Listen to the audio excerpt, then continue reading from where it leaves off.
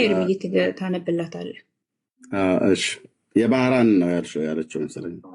እሺ አንብብላት ኤርሚ። እሺ እንኳን ደህና መጣሽ። እንኳን ደህና ቆይ። ድርሳነ ሚካኤልን ሙሉ ነው አይደል ያነበብሽው ወይስ የባህራን ታሪክ ብቻ ነው ያነበብሽው? ሙሉን አላነበብኩም። ካነበብኩት ውስጥ ማስታውሰውን ያልኩት ሙሉ አላልኩም።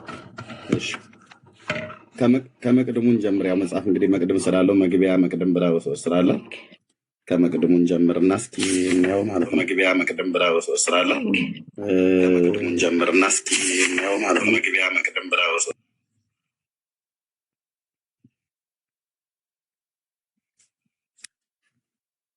ኦኬ እሺ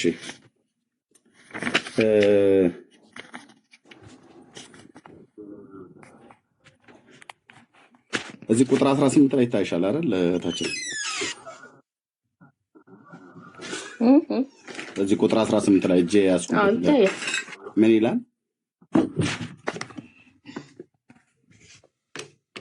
ኦኬ ምን ይላል? ይሄ ከዚህ አስቀድሞ ብሎ የሚለው ማለት ነው። ምን ይላል? ያሰመርክበት ነው?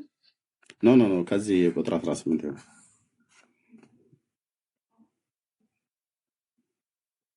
አንብብ እንጂ ከዚህ ማስቀድሞ ምናሴ በግንቦት ታስሮ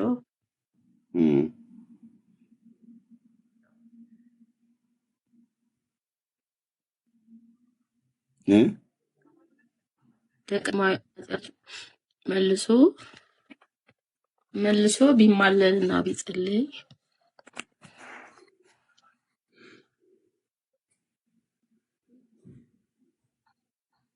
ቀጥይ። ምንድን ነው የሚለው? ከከላውዲዮን ምንድን ነው የሚለው? ከከላውዲዮን ከለዳውያን ሚካኤል ነው ያወጣው፣ ሚካኤል ነው። በዚህም ዘመን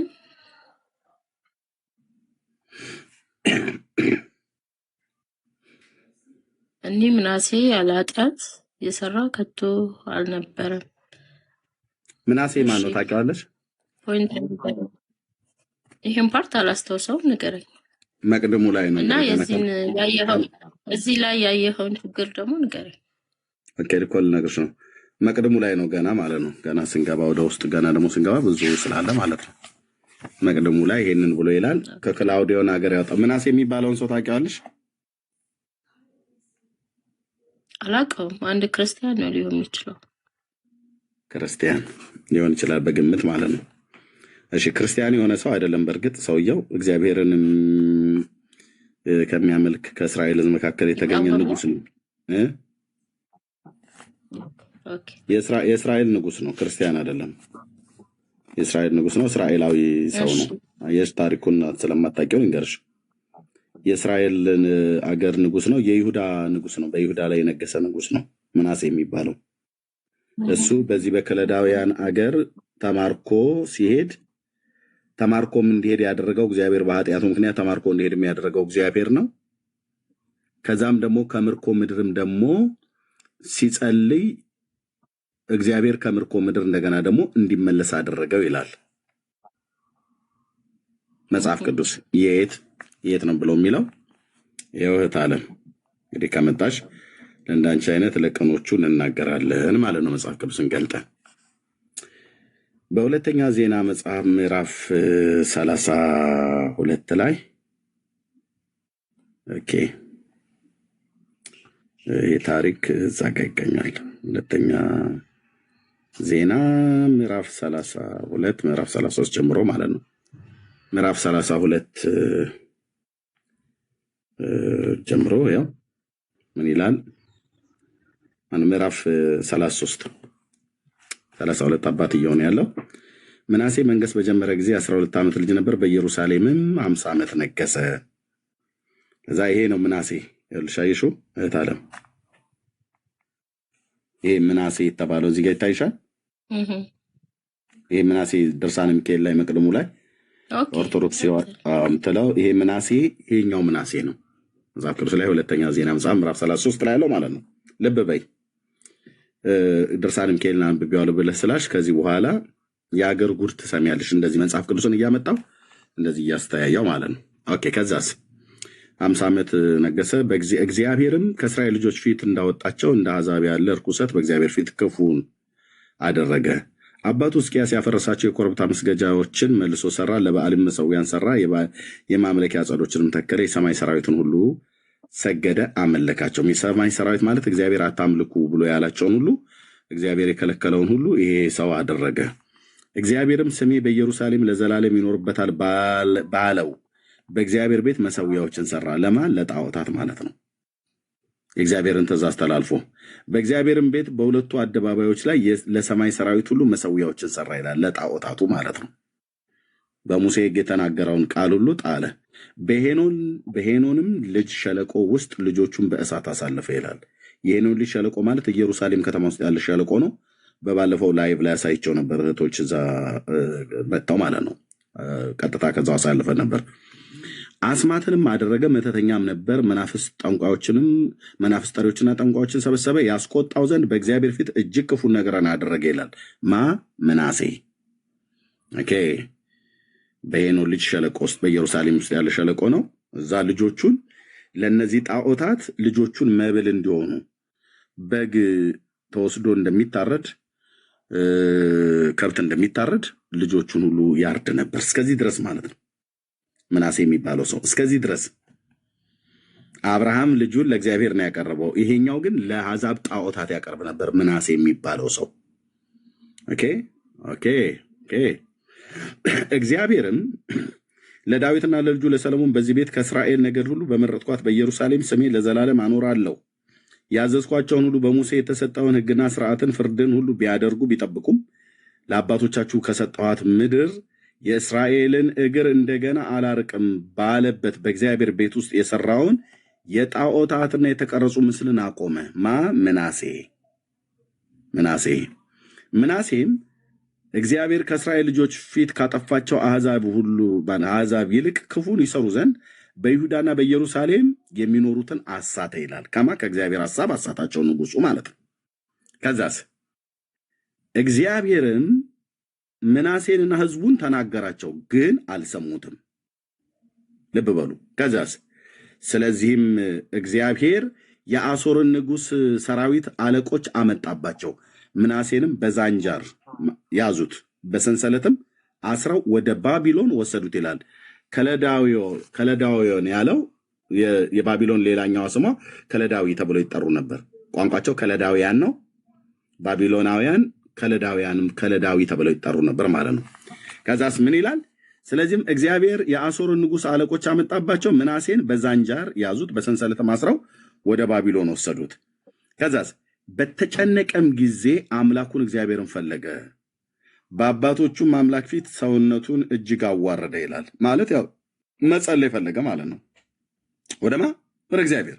ከዚያስ ወደ እርሱም ጸለየ ይላል። ወደማ ወደ እግዚአብሔር ማለት ነው። ጸሎት የሚቀርበው ወደ እግዚአብሔር ነውና ወደ እርሱም ጸለየ ይላል። ምናሴ ያስማረከው እግዚአብሔር ነው። ለምንድን ያስማረከው? ኃጢአት ሰራ። በኢየሩሳሌም ባነገሰው ሕዝብ ላይ አንግሶት ጣዖትን አምልኮ ሲያደርግ እግዚአብሔር ለአሕዛብ መንግስታት ተላልፎ እንዲሰጥ አደረገውና በሰንሰለት አስረው ወሰዱት፣ በዛንጃር አስረው ወሰዱት ወደ ባቢሎን ይላል። ድርሳነ ሚካኤል የሚባለው እንዴት እንደሚቀጥፍ ላሳያችሁ ስለፈለግኩ ነው። ስሙኝ ይማጽልን። ወደ እርሱም በጸለየ ጊዜ እርሱም ተለመነው ይላል። ወደ ማን ነው የጸለየው? እዚህ ጋር እህታችን ምናሴ ወደ ማን ነው የጸለየው? ወደ እግዚአብሔር። እየሰማሁ ነው። ቀጥል። ቴንክ ዩ። ያው በተጨነቀም ጊዜ አምላኩ እግዚአብሔርን ፈለገ ማለት በጸሎት እሱን ፈለገው ማለት ነው። በአባቶቹ አምላክ ፊት ሰውነቱን እጅግ አዋረደ ይላል። ማለት በእግዚአብሔር ፊት በማቅ ተከድኖ ንስሐ ገባ ማለት ነው። ይጸልይ ጀመረ ወደ እግዚአብሔር። በባዕድ ምድር ነው ያለው። እግዚአብሔር ነው አሳልፎ የሰጠው ለአሕዛብ መንግስት። አሁን ደግሞ በዛው ባለበት ሰዓት ላይ ደግሞ ወደ እግዚአብሔር ጸለየ። ወደ እርሱ ጸለየ፣ እርሱም ተለመነው፣ ጸሎቱንም ሰማው፣ ወደ መንግስቱም ወደ ኢየሩሳሌም መለሰው። ምናሴ እግዚአብሔር እርሱ አምላክ እንደሆነ አወቀ ይላል አይደል እህታችን? ምናሴን እሺ ከባቢሎን አገር ከግዞት ምድር ከከለዳውያን ምድር ያወጣው ማን ነው? እግዚአብሔር ወይስ ሚካኤል? ምንድን ነው ፖይንት? እግዚአብሔር ወይስ ሚካኤል? ሚካኤል የማመላክ ነው። እግዚአብሔር ወይስ ሚካኤል ነው? ሚካኤል የሚሰራው ለማን ነው? የእግዚአብሔር ቃል የሚናገረውን በልብ ላይ ሌላ የሚያዘዋለ አምላክ እግዚአብሔር ወይስ ሚካኤል ነው ያወጣው? ስማ እግዚአብሔር ወይስ ሚካኤል ነው ያወጣው? በቃ ሩቅ መሄዳችን ገና ከዚህ የበለጠ ጉድ ላሳይሽ ነው። ማን ነው እዚህ ጋር አወጣው ብሎ ያለው? ወደ ማን ነው ጸለየ ብሎ ሁለት የተለያዩ ጽንፍ አስመት እህት ዓለም አይ ነው እንደሚከብድሽ አውቃለሁ። አንቺ እንደሚከብድሽ አውቃለሁ። ኦኬ ግድ የለም እንደማይሄድ ካለ ግድ የለም። አሁን ይጠይቅሽው ብቻ መልሽ። አንቺ ጸሎቱን የጸለየው ምናሴ ወደ ማን ነው? ወደ እግዚአብሔር ነው አይደል? ጸሎቱን የጸለየው ወደ ማን ነው ያልኩሽ እህት ዓለም? ወደ እግዚአብሔር ከግዞት ምድር ነው ከግዞት ምድር ማን ያወጣው? ምናሴ ሌላ አምላክ አለ የሚታዘዝለት? እንደዛ ነው የተማርኩ። እሺ ኔትወርኳም ቀይ እያበራ ነው። ከግዞት ቤት ምናሴን ያወጣው ማን ነው ያልኩሽ? ይሰማል? ኔትወርክሽ ቀይ እየበራ ነው፣ ግን ከግዞት ቤት ማን ነው እያወጣ ያለው? ይሰማሉ?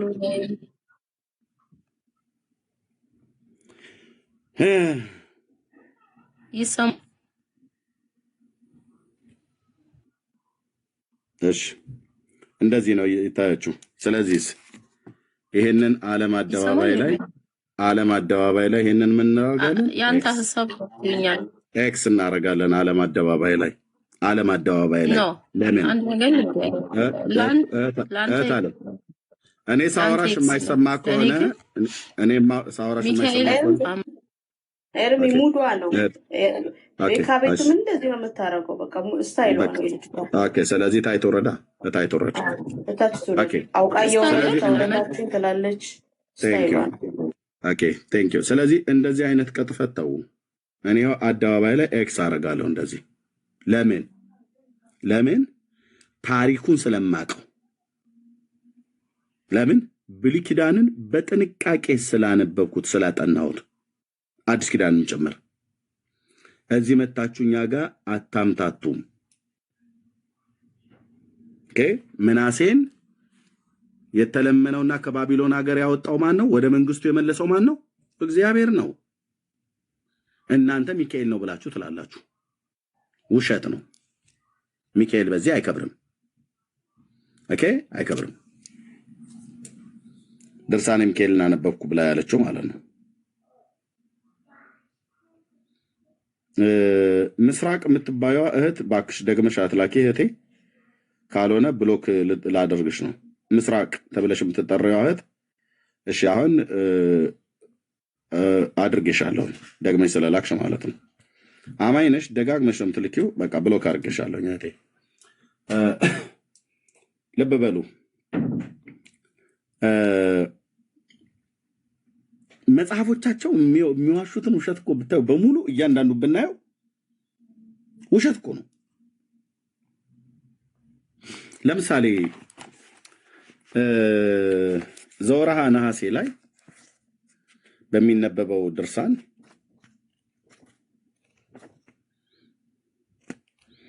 ሐምሌ ነሐሴ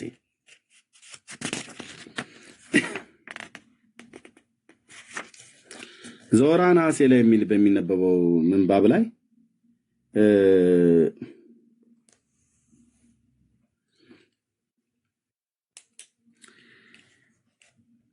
አብርሃም አላውያን ነገስታትን ማለት የጎዶሎ ጎሞርን 5ቱ ነገስታት ማለት ነው፣ ሰዶምና አካባቢውን መተው በተዋጉና ሎጥን ማርከው በሄዱ ጊዜ አብርሃም ስለ ወንድሙ ስለ ሎጥ ዘመተ ይላል።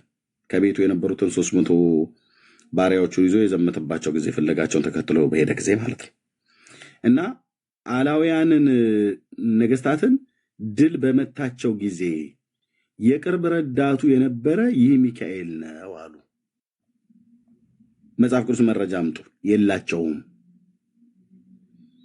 ኦኬ የላቸውም። መጽሐፉ ግን በዚህ ጉዳይ ምን ይላል?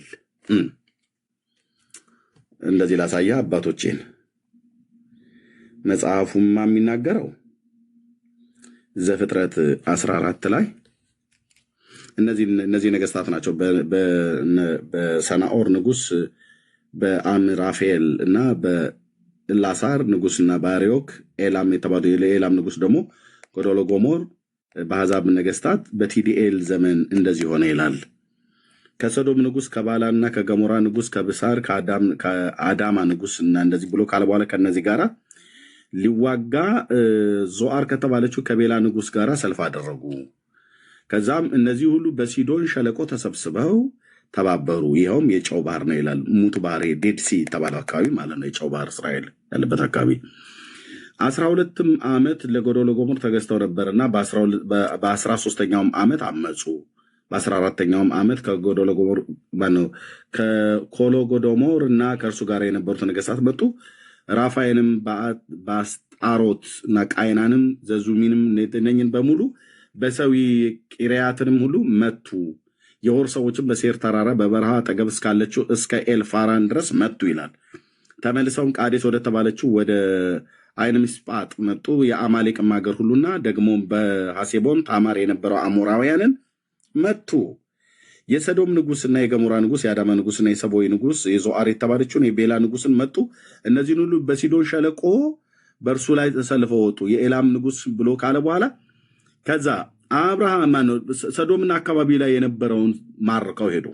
ያው የሰዶምን እና የገሞራን ከብት ሁሉ መብላቸውን ሁሉ ወስደው ሄዱ ይላል። እነዚህ ነገስታት መጡና መቱ ያ ሰዶምና ገሞራን አካባቢ ማለት ነው። ከዛ በሰዶም ይኖር የነበረ የአብርሃም የወንድሙ ልጅ ሎጥ ደግሞ ከብቱም ወስደው ሄዱ ይላል። ሎጥንም ሚስቱንም ከብቶቹንም ሁሉ ንብረቱን ሁሉ ወስደው ሄዱ። እነዚህ ሰዶምና አካባቢ ሲመጡ እነዚህ አምስቱ ነገስታት አብሮ ሎጥም ሁሉ ጭምር አልቀረለትም፣ ተማረከ ማለት ነው። አንድ የሸሸ ሰው ከዛ ከተማ ማለት ነው። አንድ የሸሸ ሰው መጣ፣ ለዕብራዊው ለአብርሃም ነገረው። እርሱም የኤስኮል ወንድምና የአውናን ወንድም በሆነ በአሞራዊው በመምሬ አድባር ዛፍ ይኖር ነበረ። እነዚህ ከአብርሃም ጋር ቃል ኪዳን ገብተው ነበር ይላል። ከዛስ አብርሃምም ወንድሙ እንደተማረከ በሰማ ጊዜ ሎጥ ማለት ነው ወንድሙ የተባለው በቤቱ የተወለዱትን 318 ብላቴኖችን አሰለፈ፣ ፍለጋቸውንም ተከትሎ እስከ ዳን ድረስ ሄደ ይላል። ነበባሉ ከዛ ሄደ፣ ተዋጋ፣ አገኛቸው። ያው ተዋጋቸው እዚህ ጋር። ከዛ ሌሊቱን ብላቴኖቹን ከፍሎ በሌሊት በባሪያዎቹ ላይ ወረደባቸው፣ መታቸው። በደማስቆ እስካለችው እስከ ሆባ ድረስ መታቸው ይላል። ዳን የሚባለው ሰሜኑ የእስራኤል ክፍል ላይ ማለት ነው። በሶሪያ እና በሊባኖስ ሰሜናዊ ክፍል ላይ እስራኤልን የሚያዋስናት ለነገደ ዳን የተሰጠ ቦታ ስለሆነ እስከ ዳን ድረስ መታቸው ብሎ ሚስ እስከ ሰሜኑ ድረስ መታቸው ማለት ነው። ከዛ በደማስቆ ግራ እስካለችው እስከ ሆባ ድረስ መታቸው፣ እዛ ድረስ ሄዶ ማለት ነው። ኦኬ ከብቱን ሁሉ አስመለሰ። ወንድሙም ነው ደግሞም ወንድሙ ሎጥና ከብቶቹንም ሴቶቹንም ህዝቡንም ደግሞ መለሰ ይላል። ከዚያ የሚሆነውን ስሙት። እዚህ ጋር መልከጼዴቅ ተገናኘው፣ ባረከው። ከዛ የሰዶም ንጉስ ያለውን ላሳየ። የሰዶምም ንጉስም እሱን የፈለኩት አብርሃም ሰዎቹን ስጠኝ፣ ከብቱን ግን ለአንተ ውሰድ አለው። የሰዶም ንጉስ ምን አለው? ሰዎቹን ስጠኝ አለው። ከሰዶም የተማረኩትን ሰዎች መልስልኝ። ተዋግተህ ነው አንተ ያመጣው በእርግጥ እና ከብቶቹን ውሰድ፣ ሰዎቹን ግን መልስልኝ አለው። አብርሃም ደግሞ የሰዶምን ንጉስ አለው፣ ሰማይና ምድርን ወደሚገዛ ወደ ልዑል እግዚአብሔር እጄን ከፍ አድርጌያለሁ አለውና አንተ አብርሃምን ባለጠጋ አደረኩ እንዳትል ብላቴኖቹን ከተቀበሉት በቀር ከኔ ጋር የሚሄዱት ድርሻቸው በቀር ፈትልም ቢሆን የጫማ ማዘቢያም ቢሆን ከአንተ ለሆነ ሁሉ እንዳልወስድ አውናና ኤስኮልም መምሬ ከነሱ ድርሻቸውን ይውሰዱ ብሎ አለው ይላል። ግን እዚህ ጋር መልከጼዴቅ ቅድም የተውኩትኝ ምንድን ነው ያለው? የሳሌም ንጉስና መልከጼዴቅ እንጀራና የወይን ጠጅ አወጣ። እርሱም የልዑል እግዚአብሔር ካህን ነበር። አብርሃምንም ባረከው። አብርሃምን ሰማይና ምድር ለሚገዛ ለልዑል እግዚአብሔር የተባረከ ነው ካለው በኋላ ካህኑ ምን እንዳለ ስሙልኝ ወንድሞቼ። መልከጼዴቅ ምን እንዳለ ስሙልኝ። ኦርቶዶክስ ምን እንደምትል ስማልኝ፣ መልከጼዴቅ ምን እንደምትል ስማልኝ። ጠላቶችህን በእጅ የጣለ ቅዱስ ሚካኤል አለ መልከ ጼዴቅ። እንደዚህ ነው የምታነቡት አይደል ኦርቶዶክሳውያን? ጠላቶችህን በእጅ የጣለልህ ልዑል ቅዱስ ሚካኤል ነው የሚለው መጽሐፉ። እዚህ የቀላመዳችሁት መቀላመድ አብርሃም አላውያን ነገስታትን ድል በመታቸው ጊዜ የቅርቡ ረዳት የነበረው ሚካኤል ነው አሉ። ውሸት። ጠላቶችን በእጅ የጣለልህ ልዑል እግዚአብሔርም የተባረከ ነው አለው። ካህኑ ነው ይሄንን ያለው። አያው አብርሃም እነዛን ነገስታትን በተዋጋ ጊዜ ከባሪያዎቹ ጋር 318 ብላቴኖችን አሰልፎ በሄደ ጊዜ በተዋጋቸው ጊዜ የአምስት ነገስታትን ሀገር በመታ ሰዓት ላይ ኦኬ የረዳው ጠላቶቹን በእጁ የጣለለት ማን ነው? ወንድሞቼ እናቶቼ ልዑል እግዚአብሔር ነው። ሚካኤል ነው አትበሉ። ኤክስ ያዕቆብን ከወንድሙ ከኤሳው እጅ ያዳነው ሚካኤል ነው አሉ። ውሸት ውሸት ውሸት። የገለአድን ተራራ ላምጣው ላስታውስህ። ያቦቅ ወንዝ ላይ ማን ነው መጥቶ የተገናኘው? ራሱ እግዚአብሔር እኮ ነው።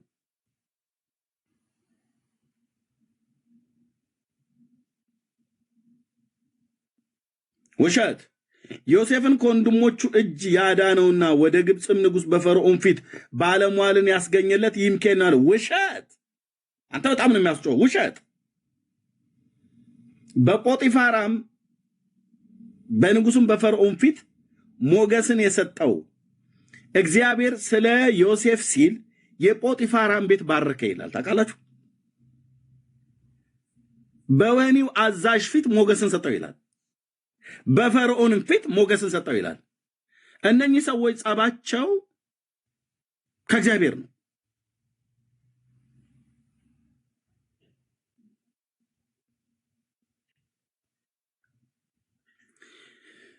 ዕብራውያንን ቀን በደመና ሌሊቱን በእሳት ብርሃን የመራቸው ውሃውንም እንደ ግድግዳ አቁሞ ባህርን ከፍሎ ያሻገራቸው በኋላቸው የተከተሉት ጠላቶቻቸውን ፈርዖንን ከነሰራዊቱ ያሰጠመ ይህ ሚካኤል ነው ይላል። ውሸት ወንድሞች ናቶች፣ ውሸት። እግዚአብሔር ነው ጠላቶቻቸውን ያሰጠመው። እግዚአብሔር ነው ውሃውን እንደ ግድግዳ የከፈለው። ጽኑን የምስራቅ ነፋስ ያመጣው ሚካኤል ነው ልትለይ ነው እንዴ?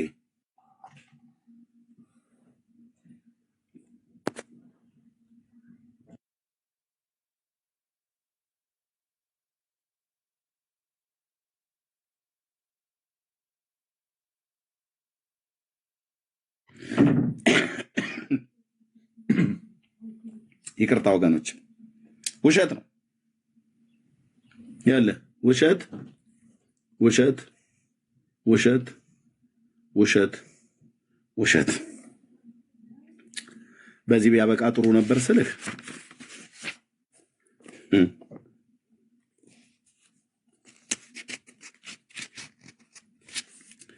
የኢያሪኮ ቅጥሯን አፍርሶ ለእስራኤልም ምድር ርስትን ያወረሰ ይህ ሚካኤል ነው ይላል። ውሸት ውሸት። እግዚአብሔር ነው ያወረሰው። ርስትን ያወረሳቸው እግዚአብሔር ነው። የኢያሪኮንም ቅጥር 7 ጊዜ ሲዞሩ ያፈረሰው እግዚአብሔር ነው። ውሸት።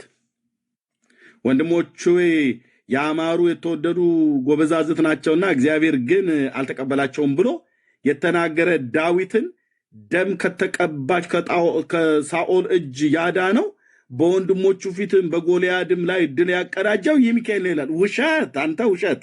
በጌታ በኢየሱስ ክርስቶስ የስም ስልጣን ውሸት እነቅለዋለሁ ስለ ውሸት። የአባቶቼን አምላክ እግዚአብሔርን አትዋሽበትም። እግዚአብሔር ነው ያደረገው። አንድ ኦርቶዶክሳዊ ገብቶ ብሉይ ኪዳንን ይዘ እኔ ፊት አታወራም። አንድ እኮ አልኩ በስተት ውሸት። ዳዊትን ከሳኦል ጦር ያዳነው ማን ነው? እግዚአብሔር ነው ራሱ እንደተናገረው። ዳዊትን ከጎልያድ ሰይፍ ያዳነው ማን ነው? እግዚአብሔር ነው።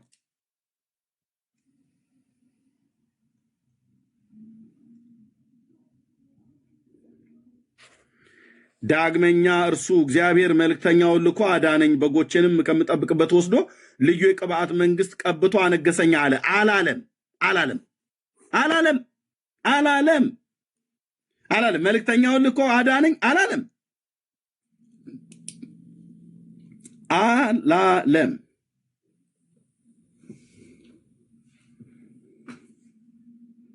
አላለም። አባቶቼ ላይማ እንደዚህ አትዋሹ እንዴ። ሕዝቅያስ በመከራው ጊዜ የረዳው ይህ ሚካኤል ነው። በፍጹም በፍጹም በፍጹም ይነበባ ይውጣ። ትንቢተ ኢሳይያስ ምዕራፍ 36 ምዕራፍ 37 ማውጣት አይጠበቅብኝም። ምዕራፉን በሙሉ በቃሌ ይልልሃለሁ አይልም። አልወጣውም። የይሁዳ ንጉሥ አላለም። ሕዝቅያስ የአካብ ልጅ አላለም። ምድረ ውሸታም ሁሉ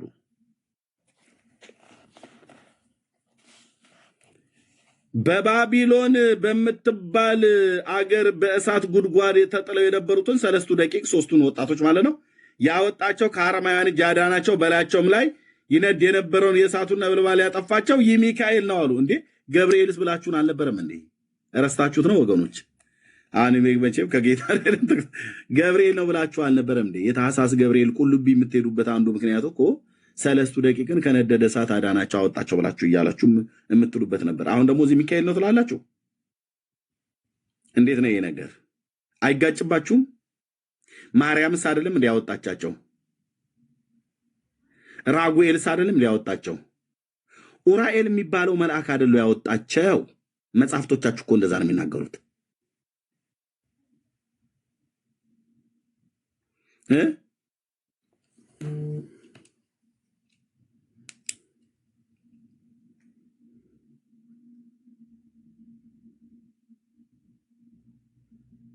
ለነገስታት ግርማን ለሰራዊታቸው ኃይልን ጽናትን ይሰጣቸው ዘንድ የሚለምን የሚማልድ ሚካኤል ነው አለ። ውሸት። ለየትኛው ነገስታት ለነማ ለምኖ ያውቃል? በፍጹም ለምኖ ማያውቅ።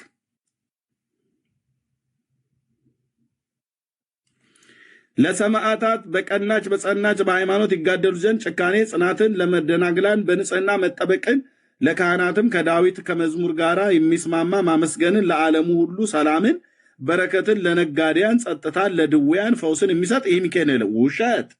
መላእክት ፈውስ አይሰጡም። አንተ ዝም በል ስልህ ዝም በል። አይሰጡም። ውሸት። እስኪ ማንም የሚገባ ሌላው ማዕት ጋር ሳልሄድ ማለት ነው። ገባ ሲበሉ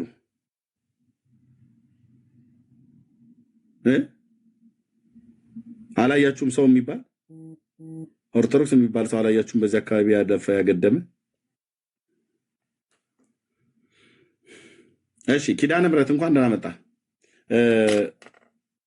እህትዬው አለሽ? ሜርሲ ትቻለሽ?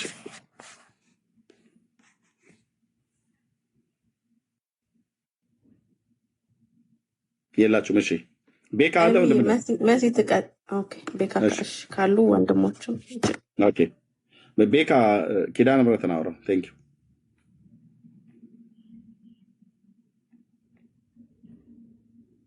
እሺ ቤካም የለም። እሺ መሲ እሺ ቀጥይ። ዳጊ ካለ ዳጊ መቀጠል ትችላለህ። ግን አንዳችሁ እሺ እኔ አለሁኝ። ኪዳነ ምሕረት ግን ፕሮፋይሉ እኔ ጋር ጥቁር ነው ያለው። ገስት ላይ ያለው ወገኖች ገብቷል። ሪፖርት አለው ቤት፣ በጣም ሪፖርት አለው ቤት። ኪዳነ ምሕረት ኔትወርክ አስቸገረኝ እያለ ነበርና ወረደ። ተባረክ ኤርሚዬ። እሺ ኪዳነ ምሕረት ካለ አው ገብቷል። ግን እኔ ጋር ጥቁር ነበር፣ ለዛ ነው ቤተሰብ። እሺ ኦርቶዶክሳውያን ካላችሁ እንግዲህ መግባት ትችላላችሁ። እኛ ቤታችንን ከፍተን እናንተን እየጠራን ነው። ገብታችሁ የምታወሩ ከሆነ አውሩ። እንግዲህ አትሸልሉ። በገድላት ድርሳናት አናፍርም እያላችሁ ነው። ማታፍሩ ከሆነ ደግሞ እየገባችሁ በቤተ ክርስቲያናችሁ መጽሐፍ ላይ ማውራት ትችላላችሁ። የምትቀበሉት በቤተ ክርስቲያናችሁ የምትተሻሹት ገድል እንግዲህ እየተገለጠ እየተነበበ ስለሆነ ኑ እንወያይ፣ ኑ እናውራ። ያ ኤርሚዬ እንትን አልገባ ግራውንድ አድርገ እሱን ወይ ገድላቱን ዳርድርልን ወይ ርዕሱን አድርግልን።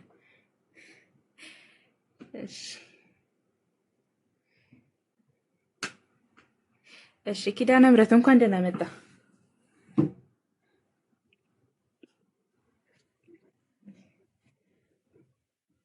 ኪዳነ ምሕረት አለ።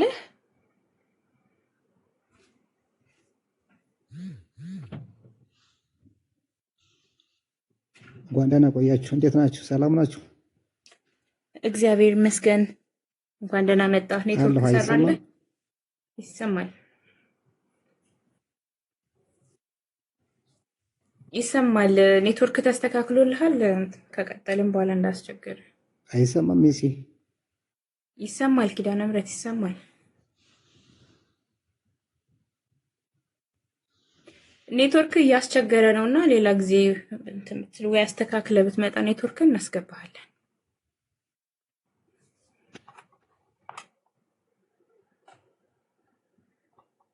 እሺ፣ ሌሎች ኦርቶዶክሳውያን ካላችሁ መግባት ትችላላችሁ። ኪዳነ ምሕረት ኔትወርክን አስተካክል። ከአንተ ነው ችግሩ፣ ከኛ አይደለም።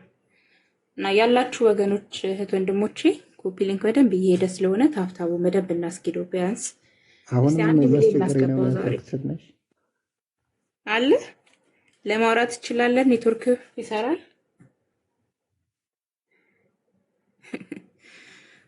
እሺ ሜርሲ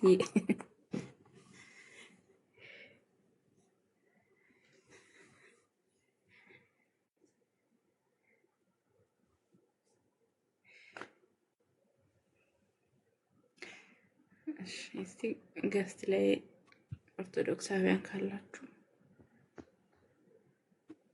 አሁን የተሻለ ነው። አሁን የተሻለ ነው። እሺ አሁን ይሰማል መሰለኝ። እሺ ማውራት እንችላለን። እንኳን ደህና መጣው። ለሌሎች ለቤተ እምነት ነገር እኛ እንኳን እናውቃለን። ከየት ቤተ እምነት ነህ?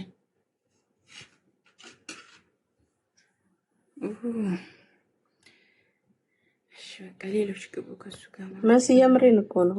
እውነት ባይሆን ይሰማዋል። ያታስቂኝ የምሬን ነው። አንቺ ምን ሆነሽ ነው?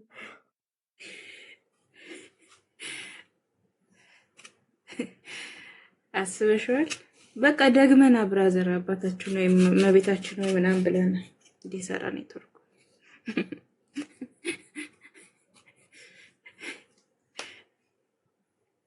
እሺ ከገስት ላይ ላወርደው ነው ስለተደበቀ አታስገቡት። በቃ ኔትወርኩ እየሰራለት አይደለም። ዛሬ ኤርሚ ነው እኮ ያጠፋቸው። አቡነ ደንቆሮ አቡነ ምሰሶ ምናምን ብለ የምሰሶ መንፈስ ተመታ በኢየሱስ ስም። ጌታ ሆይ አስባችሁታል? አባታችን አቡነ ደንቆሮ በረከታችን ይደርብን።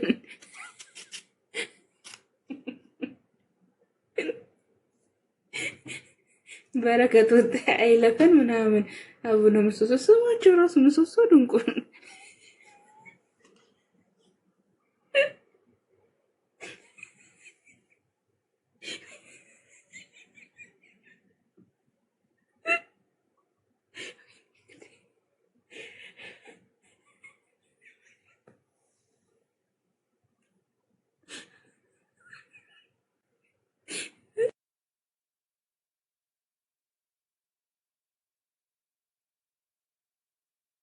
ዛሬ በዕለተ ቀኑ አቡነ ደንቆሮ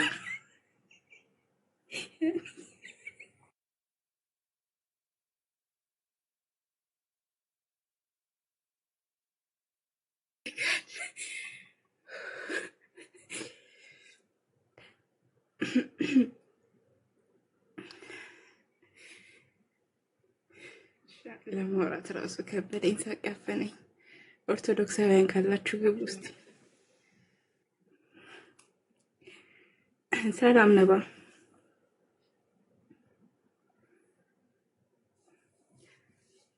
ሰላም ነው። እግዚአብሔር ይመስገን። እንኳን ደህና መጣ። እንኳን ደህና ቆያችሁ። እሺ ከየት ቤተ እምነት? ኦርቶዶክስ። አንተ ነበር የምትፈለገው። እንኳን ደህና መጣ ወንድማችን። እሺ ገድላት ድርሳናትን ትቀበላለህ? ያው በፊት ቀበል ነበር። አሁን እንኳን እየተቀበልኩ አይደለም። ብዙ ነገሮችን እያወቅኩ ነው። በዚህ ኦኬ። ማወቅ ግን እፈልጋለሁ። ምንድን ነው ማወቅ እንፈልገው? ወንጌል ወይስ ገድል? ስህተቶችን ማወቅ እፈልጋለሁ። ስህተቶቹንማ ይኸው ገልጠን እያሳየን እኮ ነው። ወንድማችን ኤርሚያስ ገልጦ በደንብ እያሳየ ነው ስህተቶቹን። በጣም ብዙ ተቆጥሮ የማያልቁ በጣም ብዙ ስህተቶች አሉባቸው እና አሁን ኦርቶዶክስ ቤተክርስቲያን አይደል ያለው የተዋሕዶ ልጅ ነው። ቤተክርስቲያን ልጅ ሆነ ገድላትን አሁን ላይ አትቀበላቸው። አሁን ላይ አልቀበላቸው ማትቀበላቸው ቤተክርስቲያን አትቀበል ብላ ነው። ቤተክርስቲያን ግን ኦርቶዶክስ ሆነ ገድላት ድርሳናትን አለመቀበል እንደማትችል በደንብ ትናገራለች። አይቻልም። ያው እየታወቀ መቀበል እየታወቀ ያው እንደዛ አይቻልም። ስለዚህ አሁን አንተ ማወቅ ነው የምትፈልገው፣ ወንጌል ማወቅ ነው የምትፈልገው። አዎ። ስለዚህ አምልጣ ወደ ክርስቶስ ኢየሱስ ና። መዳን በሌላ በማንም የለም። መዳን በክርስቶስ ኢየሱስ ነው። እውነት ነው። ስለዚህ ገድላት ድርሳናት ስህተት እንዳለባቸው ከገባ ከነ ስህተታቸው ልትቀበላቸው ስለማይገባ ወደ ክርስቶስ ኢየሱስ እንድትመጣ ኢንቫይት እናደርጋለን። መዳን በሌላ በማንም የለም። እንድንበት ዘንድ የተሰጠን ኢየሱስ ክርስቶስ ብቻ ነው። ሌላውን ነገር ትተህ በክርስቶስ ኢየሱስ በማመን የዘላለምን ሕይወት እንድታገኝ ዛሬ እንጋብዝሃለን፣ ከጨለማ እንድታመልጥ። አዎ እሱንማ አምናለሁ እኮ። ስለዚህ መጽሐፍ ቅዱስ አንበብ። እሺ አሁን አንድ ገድል ብነግርህ ያህንን ገድል አትቀበልም አይደል? እስኪ ልስማው ሳይሆን የትኛውን ገድል አሁን አትቀበልም። ስለዚህ እኛ የምንፈልገው እንዳትቀበል ነው። ለምን? ስህተቶች እንዳሉባቸው እየተናገርን ነው። እኛም ብቻ አይደለንም፣ በጣም ብዙ ወንድሞች በውስጡ በጣም የተለያየ ስህተት አለባቸው። ስለዚህ ከነ ስህተታቸው ልትቀበላቸው አይገባም። በዚህ ደግሞ አለመቀበልህን እደግፈዋለሁ። አትቀበላቸው። መቀበል ያለብህ እና ተመለስ፣ ተደብቀሃል። መቀበል ያለባችሁ መጽሐፍ ቅዱስን ብቻ ነው። ምክንያቱም ሕይወትን የሚሰጠን እዛ መጽሐፍ ቅዱስ ላይ ያለ እንጂ ገድላት ድርሳናት ላይ ያለ አይደለም ወንድሜ። ሕይወትን የምታገኘው መዳንን የምታገኘው መጽሐፍ ቅዱስን በማንበብ እንጂ የሰዎችን ገድል በማንበብ በማወቅ አይደለም። እሱን ካወቅ ለሕይወት ምንም የሚሰጥ ጥቅም የለም። ምንም የሚሰጥ ጥቅም የለም። ዋጋ የከፈለልህ ሞትን ድል አድርጎ የተነሳው ጌታችን ኢየሱስ ክርስቶስ ነው። የዘላለምን ሕይወት የምናገኘው በክርስቶስ ኢየሱስ ነው። ከጨለማ የምናመልጠው በክርስቶስ ኢየሱስ ነው። የማንም ተጋድሎ ለእኛ ሕይወት ምንም የሚያመጣልን ነገር የለምና መጽሐፍ ቅዱስ በደንብ እንድታነብ፣ እነዚህ ስህተት የሆኑባቸውን ነገሮች አሁንም እንደማትቀበል ወደፊትም አትቀበላቸው። ምክንያቱም ጥቅም ስለሌላቸው ልል እወዳለሁ ወንድሜ። መጽሐፍ ቅዱስ በደንብ አንብብ። መጽሐፍ ቅዱስ አንብብ፣ ሕይወት ይሆንልሃል። ብትድን ወደ ዘላለም ሕይወት መግቢያ መንገድ ክርስቶስ ነው። እግዚአብሔር እኔንም አንተንም የሚያቀን ሌሎችን ወገኖች የሚያቀን ክርስቶስ ኢየሱስን በማወቅ እሱን የግል አዳኝ አድርጎ በመቀበል እንጂ የሌሎችን ገድል በማንበብ የተለያየ ገዳማትን በመዞር ጸበል በመጠመቅ እምነት በመቀባት የአቡነ እንትና እያልክ አይደለም። ዋናው መገናኛችን ከእግዚአብሔር ጋር ልጁ ነው። ልጁ ኢየሱስ ክርስቶስ። የእግዚአብሔር ልጅ ያለው ሕይወት አለው። የእግዚአብሔር ልጅ የሌለው ደግሞ ሕይወት የለው። አሁን ብትሞት እንኳን ወዴት እንደምትሄድ እርግጠኛ ባልሆንክበት ላይ እሺ ኪዳነ ምሕረት አስገባሃለሁ። አሁን ብትሞት እንኳን ወዴት እንደምትሄድ በማታውቅበት ቦታ ላይ ከምትሆን ሕይወትን ወደ ሰጠ አሁን ብትሞት እንኳን እርግጠኛ ሆነ የዘላለምን ሕይወት እንደምታገኝ አምነህ የምትኖረው በክርስቶስ ኢየሱስ ስታምን ነው። ስለዚህ ወደ ክርስቶስ ኢየሱስ እንድትመጣ በእሱ እንድታምን ሕይወት እንዲሆንልህ ከጨለማ እንድታመልጥ ይህንን እነግርሃለሁ ወንድማችን። አንበብ የእግዚአብሔርን ቃል። እሺ እቀበላለሁ። አይ ቆይቻለሁ። እኔ እንትን ካልኩ ማለት ከተለወጥኩ ቆይቻለሁ እና መጽሐፍ ቅዱስ ነው የማነበውም የምሰማውም ያው መጽሐፍ ቅዱስ ብቻ ሲነገርና በዚህ በቲክቶክ ላይም መጽሐፍ ቅዱስ የሚያስተምሩ ካሉ ማዳመጥ ነው እንጂ ስለሌላው አንተናል። ጎበዝ፣ በርታ፣ በዚህ በርታ፣ እናበረታታለን። የእግዚአብሔርን ቃል አንብብ። እግዚአብሔርን ቃል አንብብ፣ አንድ ቀን ደግሞ በክርስቶስ ኢየሱስ አምነት ትድናለህ። ግን ለህይወት የሚሆንን ነገር ጊዜ ባትሰጥ፣ ፕሮግራም ባትይዝ፣ ጌታችን ኢየሱስ ክርስቶስን ለመከተል ዛሬ ነገ ባንል በህይወታችን ላይ መልካም ነው። ምክንያቱም መጽሐፍ ቅዱስ ሲናገር የመዳን ቀን አሁን ነው፣ ነገ ያንተ ቀን አይደለም። ከዚህ ደቂቃ በኋላ ምን እንደምትሆን አታውቅም። በህይወት ላይ ምን ሊፈጠር እንደሚችል አታውቅም። ገባ? ለተለያየ ነገር ፕሮግራም ልንይዝ እንችላለን። ዛሬ ነገ ልንል እንችላለን። እድል ልንሰጥ እንችላለን። ከሰዎች ጋር ልንመካከርበት እንችላለን። ይሄ ግን የህይወት ጉዳይ ነው። የህይወት ጉዳይ ነው። በዚህ ደቂቃ ልንሞት እንችላለን። ወዴት እንደምንሄድ ማና ከሆነ ግን በምድርም ሞት ነው፣ በሰማይም ሞት ነው። ለዛውም ምህረት የሌለው የዘላለም ሞት። ስለዚህ መጽሐፍ ቅዱስ ደግሞ ያመነ የዘላለምን ህይወት እንደሚያገኝ ይናገራልና እመንና ዳን፣ ከሚመስሉ ወገኖች ጋር ህብረት አድርግ። ይህንን እልሃለሁ። ተባረክ። አሜን። እሺ፣ ሌላ ጥያቄ ምናምን ካለ ወንድሞችን ኤርሚን በውስጥ መስመር ማናገር ትችላለህ። ምናልባት ጌታ መቀበል የምትፈልግ ከሆነ እሺ። በውስጥ መስመር እንዴት ነው እንትን የምለው? ኤርሚን ፎሎ አድርገውና 7 ቁጥር ጻፍለት፣ በደንብ ያወራሃል። እሺ፣ ተባረክ። ፎሎ አድርገው ኤርሚን።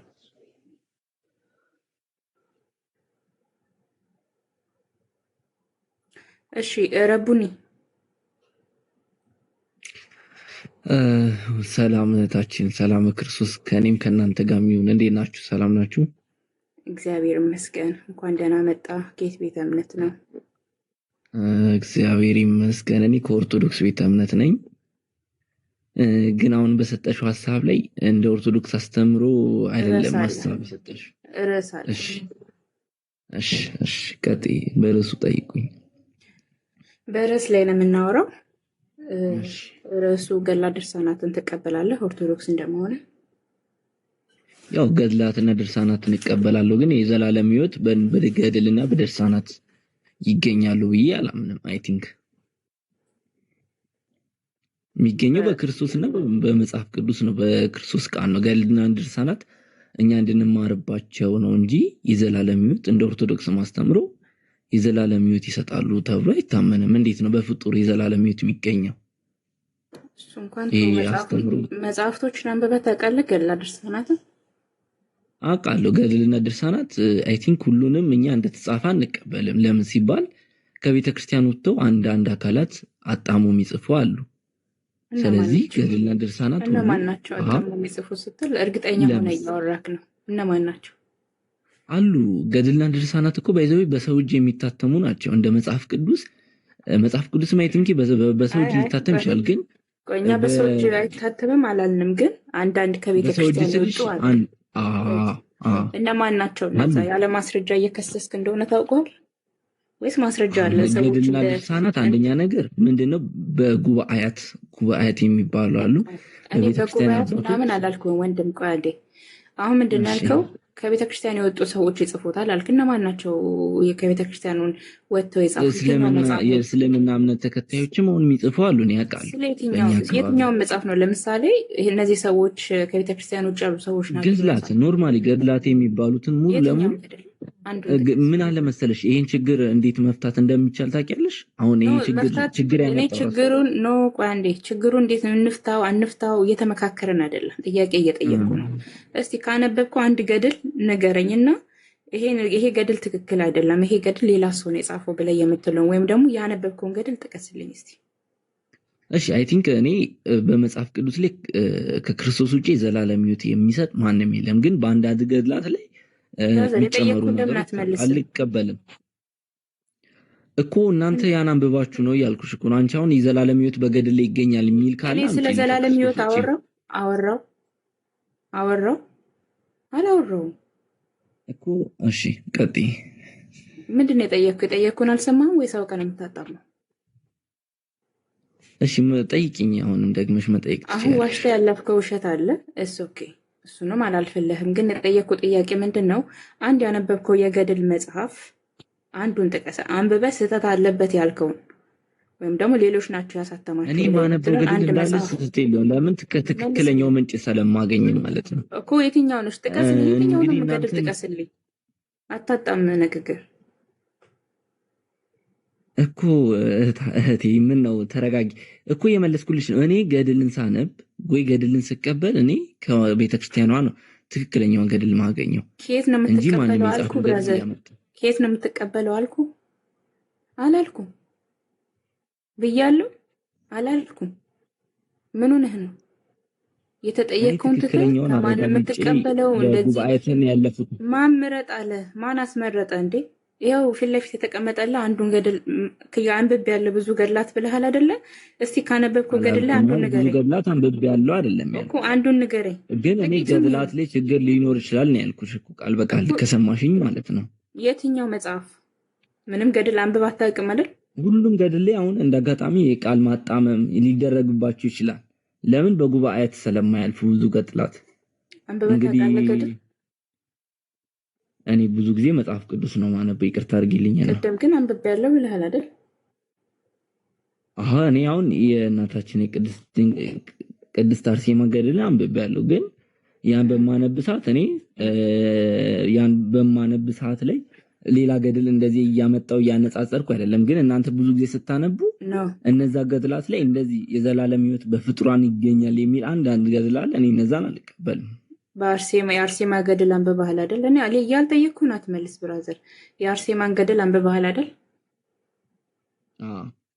እስቲ ስለ አርሴማ ጥቂት ነገር በለን። ምን የሚለው ነው? በጣም ገድል ማለት ከጅምሩ እናታችን ቅድስት ድንግል ላይ የእሷን ገድል ንገረኝ ካልሽ እሷ እኔ ገድል ማለት ምን ማለት ነው አላልኩም። ያስረዳውሽ ነው አስረዳኝ አላልኩም። ቆይ አንዴ አዳምጠኝ። አንደኛ የጠየቅኩህን ትተህ ያልጠየቅኩህን እየመለስክ ነው። በጣም ብዙ ውሸት ዋሸህ።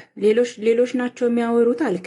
እኔ የምቀበለው ከቤተ ክርስቲያኒቱ የመጣን መጽሐፍ ነው አልክ። የትኛውን መጽሐፍ ነው ከቤተ ክርስቲያን ትክክለኛ ገድል ብለህ ያነበብከው? ስለ አርሴማን አልክ አይደለ? ሁሉም ገድላት የሚባሉት እኮ አልኩሽ። ገድላት የሚባሉት እየነገርኩሽ ከቤተ ክርስቲያን የሚወጡ አሉ። አንዳንድ አካላት በራሳቸው የሚጽፉታል። በራሳቸው የሚጽፉት ሲባል ቃላትን ያጣመው ነው እንጂ እንግዲህ ከቤተ ክርስቲያን ውጪ በራሳቸው ጽፈው ሁሉም እንግዲህ የከሌቢዮ መጥቀስ አልችልም፣ ግን ስህተት የሚገኝባቸው መጽሐፍት በእነሱ መጥቀስ የማትችለውን ነገር በውሸት አትክሰስ። እዚህ መተህ በውሸት መክሰስ አይደለማ መስዬ። እነማን ናቸው አታሚያን? አሁን ለምሳሌ የሚያትሙ ሰዎች ገድል ያለውን ነገር አጣሙ የቤተ ክርስቲያን ክብር ለማውረድ የሚያትሙት የኦርቶዶክስ ቤተክርስቲያን አባቶች አይደሉም? ቤተክርስቲያኒቱ አይደለች የምታሳትመው? አንድ ሰው ገድል ማሳተም ይችላል በራሱ? ማንም ማሳተም ይችላል ገድልን። ማስረጃ ማን ይከለክለዋል? ማስረጃ ምንም ማስረጃ ነው ታችሁ? ያሳተመ ሰው በግሉ እኔ ሲያትም ካሜራ ትቼ ላምጣልሽ እንዴ? በግሉ ነው መልስልኝ እንጂ አታጣም።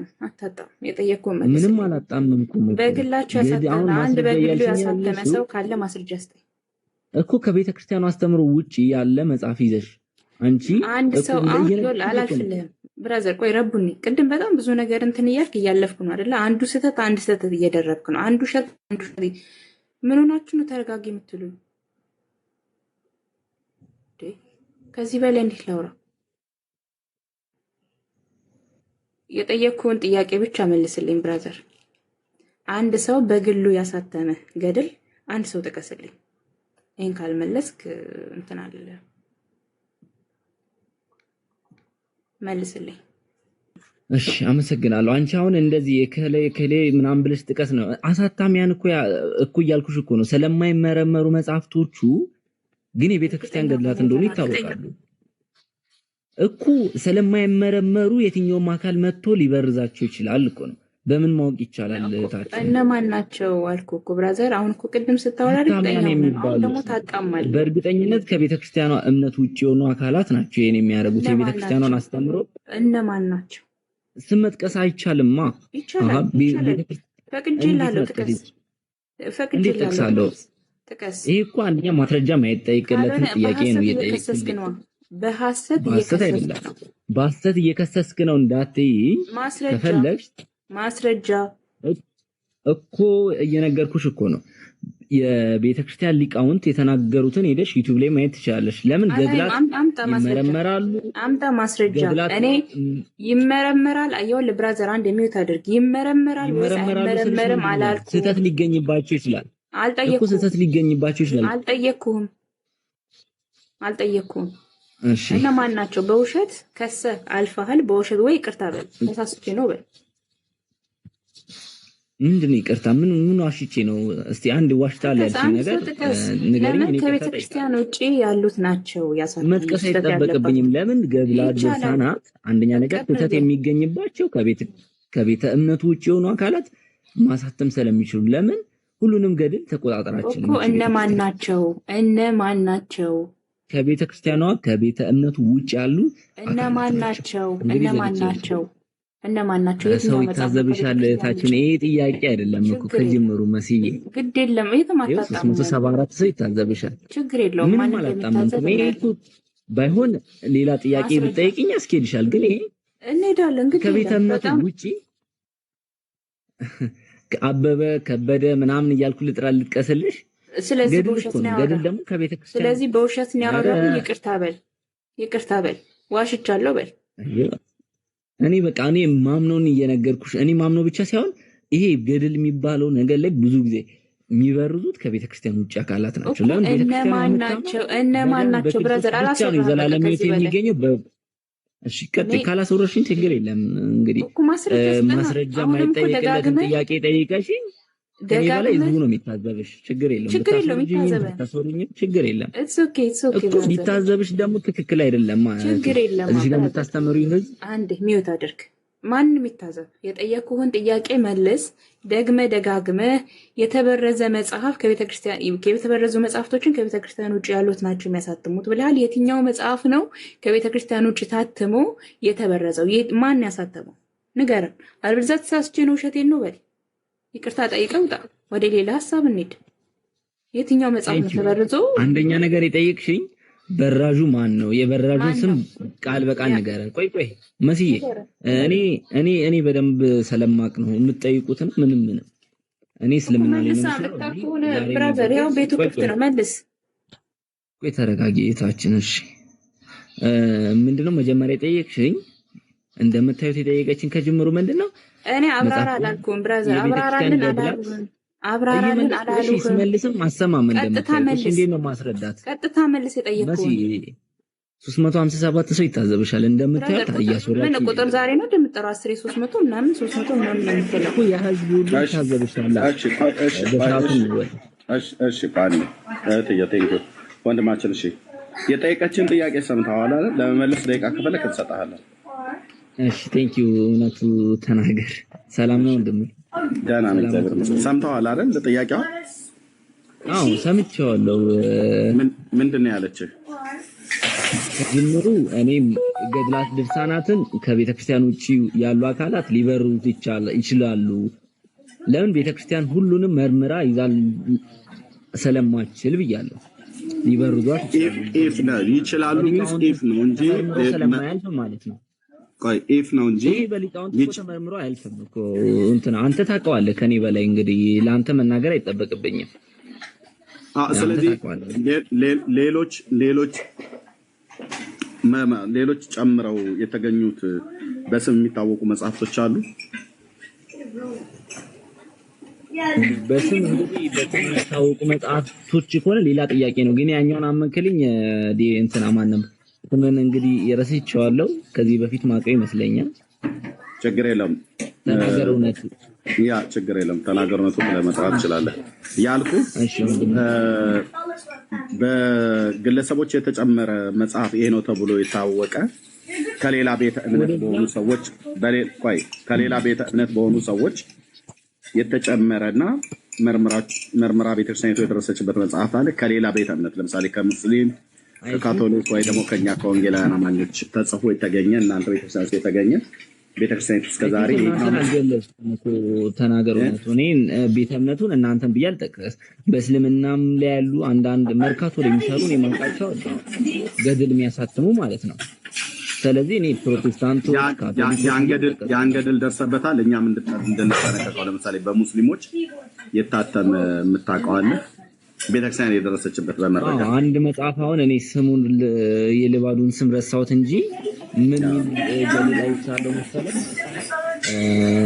ድንግል ማርያም ከሰማይ ናት የሚል ገድል አይቻለሁ። እኔ አልቀበልም። እሱ የቤተክርስቲያኗ ማስተምሮ አይደለም። እሱ በማን የተጻፈው? እሱ በቤተክርስቲያኗ አይደለም። በቤተክርስቲያኗ የምትቀበለው እሱ ማለት ድንግል ማርያም ከሰማይ ናት ብሎ አለማመን ያስፈርዳል ብሎ የሚለውን ማለት ነው አይደል? ከቤተክርስቲያኒቱ አይደለም አይደል? እሱ አይደለም። እኔ አላምንበትም። በቅዱስ ሲኖዶስ በቅዱስ ሲኖዶስ በፓትርያርኩ ፍቃድ እንደታተመ ባሳይስ ምን ትላለህ? እኮ እሱንም እኮ እንደዛ አድርገው ማተም ይችላሉ እኮ ተናገሩ። በቅዱስ ሲኖዶስ በፓትርያርኩ ፍቃድ በቅዱስ ሲኖዶስ ተመርምሮ ከሐሰተኛ መምህራን ከሐሰተኞች መምህራን ተጠበቁ ብሎ የሚል ነው እንደውም እሱ ማለት ነው። እና ባሳይ ምን ትላለህ ነው የምልህ። እስቲ ያሳየኝ። እሺ ቴዲ ያለ ቴዲን ጥሩት። ቴዲ ጋር ለመጻፉ አይ ቲንክ አንብብልኝ። ችግር የለም አምናለሁ ነው ያንተ። ችግር የለም። ቆይ ቴዲ ይምጣና ቴዲ ያሳያል። ቴዲን ጥሩት ወገኖች። እሺ ሌላስ መጽሐፍ አለ? ለምሳሌ አሁን እሺ ቴዲ ናግባ ሌላም ሰው ሰላም ችግር የለም። አንተ አንብበልኝ። ቴዲ እሺ ቴዲ ችግር የለም። ቴዲ መጥቷል። መጽሐፉ ከሐሰተኞች መምህራን ተጠበቁ ብሎ የሚል ነው። ማርያም ከሰማይ ናት ብሎ የሚል የተጻፈበት ማለት ነው። አንተ በሌላ ቤተ እምነት ሰዎች ነው የተጻፈው ብለህ ያልከው ቤተክርስቲያኒቱ በማን ፍቃድ እንዳሳተመችው መጽሐፉን ያው መጽሐፉ እጁ ላይ ያለው ወንድሜ ቴዲ ገብቷል። ቴዲ እንኳን ደህና መጣ።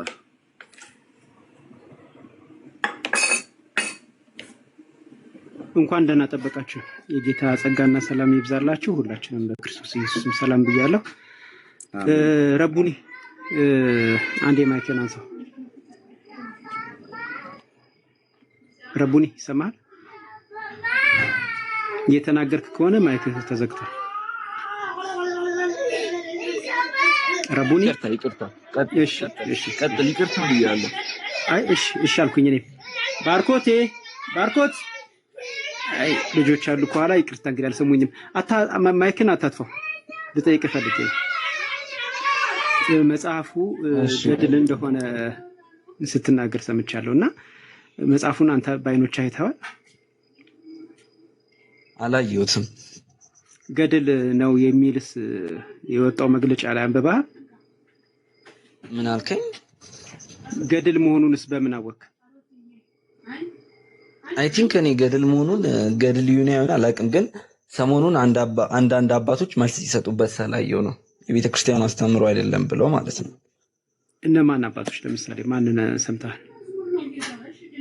ለምሳሌ እሺ ማን ነበር ስሙ? በእናትህ ስሙ ጠፋብኝ። ማን ሚዲያ የሚባለው የቤተክርስቲያን የገዳም አባቶች መልስ ሰጥተውበታል።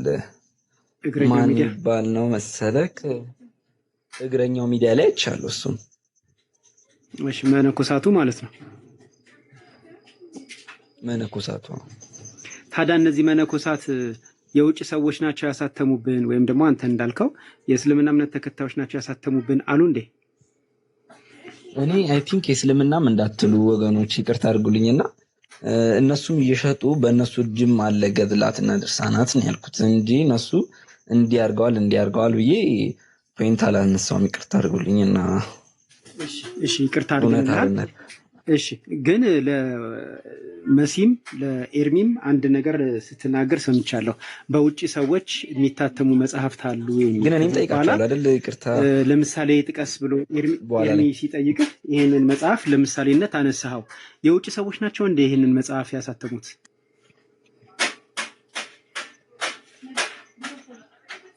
የውጪ ሰዎች ናቸው ስትል እንዴት? ኦርቶዶክስ ያልሆኑ ሰዎች የሌላ ቤተ እምነት ሰዎች እንደዚህ እንደሚያደርጉ እናውቃለን ብለሃልክና ለምሳሌ ምን መጽሐፍ ብሎ ሲልህ ለምሳሌ ማርያም ከሰማይ ነው የመጣችው የሚለው ሐሳብ ያለበት መጽሐፍ ብለህ እሱን ናሙና ጠቀስክ። እንደውም አንተ ገድል ነው ያልከው፣ እኔ መጽሐፍ እያለዘብኩት እንጂ የውጭ ሰዎች ናቸው ያሳተሙት እሱ የውጭ ሰው ናቸው። እሱ ማን እንዳሳተመው በእርግጥ አላውቅም፣ ግን ለምን እሱን ጠቀስከው ታዲያ? ክርስቲያን አስተምሮ ለምን ጠቀስከው? የቤተክርስቲያን አስተምሮ አይደለም። የቤተክርስቲያን አስተምሮ ምን ሲጠይቅ ነው እሱን የጠቀስከው? እንደዛ ታስተምራ። እሱን ችግር የለውም በማስረጃ ስለምናሳየ። ምን ሲጠይቅ ነው እሱን የጠቀስከው?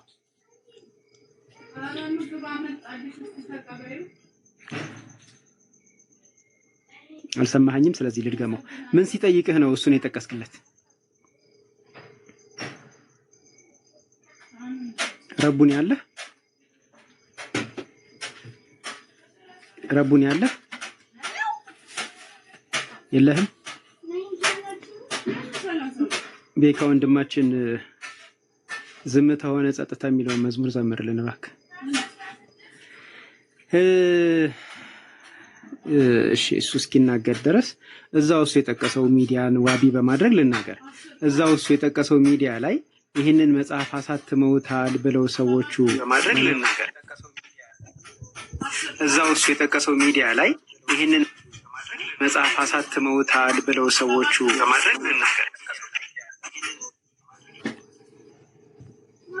እሺ የጠቀሰው ሚዲያ ላይ የነበሩት መነኮሳት መጽሐፉን አሳትመውታል ብለው የተናገሯቸው ሰዎች ቤተ ጣዕማ ይባላሉ። በኢትዮጵያ ኦርቶዶክስ ቤተክርስቲያን ውስጥ ያሉ መነኮሳት ናቸው። በአስተምህሮ የተወሰነ ልዩነት አላቸው። እኛ አንድ ነን የሚሉትን ሰዎች እኔ ስናገር ነው።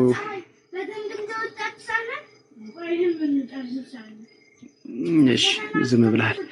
በአስተምህሮ አንድ ነን ልዩነት የለብንም የሚሉት ሰዎች በትልቁ በነገረ ሥላሴ ወይም በሚስጥረ ሥላሴ በትልቁ ትምህርታቸው ልዩነት እንዳለባቸው ናሙና ከሚቀርቡት መካከል ቤተ ጣዕማዎች ናቸው። ያሳተሙት ቤተ ጣዕማዎች ናቸው። አሁን ኤርሚ እንዳሳይ የጠየቀኝ ግን የቤተ ጣዕማዎቹን ሳይሆን ራሷ ቤተ ክህነት በሊቃውንቷ አዘጋጅታ ያሳተመችው ነው። ልብ አድርጉ። ይሄኛው አሁን ቤተ ጣዕማዎች አሳትመው የበተኑትና ሲኖዶስ ያወገዘው የተባለው ቡክሌት መጽሐፍ ልበል መጽሐፍ የታተመው 2000 ምናምን ነገር ነው። በጣም በቅርብ ጊዜ ነው። ዓመተ ምህረት እንዳልሳሳት ነው ማየት ግን ምችል ይመስለኛል። በጣም በቅርብ ጊዜ ነው የታተመው። አሁንም ማሳያችሁ ግን የታተመው ከምናገር በአይኖቻችሁ እንድታዩ ላድርግ። እናንተ ረባሾች ትንጫጫላችሁ። እሺ ባርኮቴ ድምጽ ቀንሽ። እሺ መጽሐፉን እያወጣው ነው። ቲንክ እዚህ ጋር ያለው መሰለኝ። ችግር ሆኗል እኮ ጎበዝ። ይቅርታ ማይኬል ላጥፋና እስከዛ እናንተ ተናገሩ። መጽሐፉን ላውጣ። ቀጭን መጽሐፍ ስለሆነች የቱ ጋር እንዳረኳት። እሺ ቴዳይ ኤርሚ ካለ እሺ እሱ መጽሐፉን እስከሚገልጥልን ድረስ ወገኖች እንግዲህ አንዴ ታብታብ እያደረግን 500 እናድርሰው። ተባረኩ ወገኖች። ሙድ ይዞ ወጣ። አይሰማም ከኔ ነው ካንተ ነው ብሎ ሲያዝ ተባረኩ። አንዴ ጥቂት ነው የቀረን። 500 ሺህ እናድርሰው።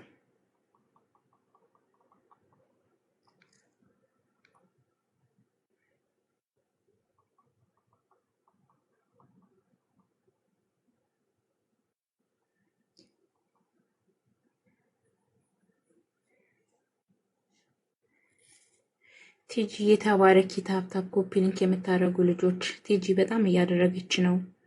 እስካሁን እያየሁ ነው የምታደርጉ ወገኖች።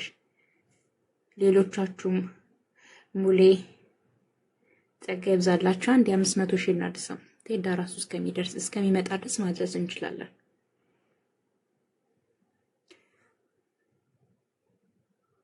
ቲጂ የተባረኪ ያንቺ ነው ተደጋጋሚ የሚመጣልኝና ኮፒ ሊንኩ በደንብ ሄዷል። አንዴ ታብታብ እናድርግ። ቴዳይ ስትመጣ ማይክ ኦን አድርግ።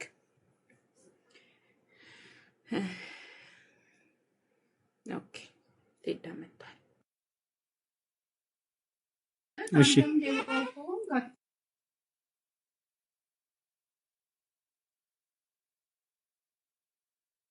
እሺ እንደምትመለከቱት ያለ መጽሐፍ ነው። የታተመበትን ዘመን ተመልከቱት። 1986 ይላል።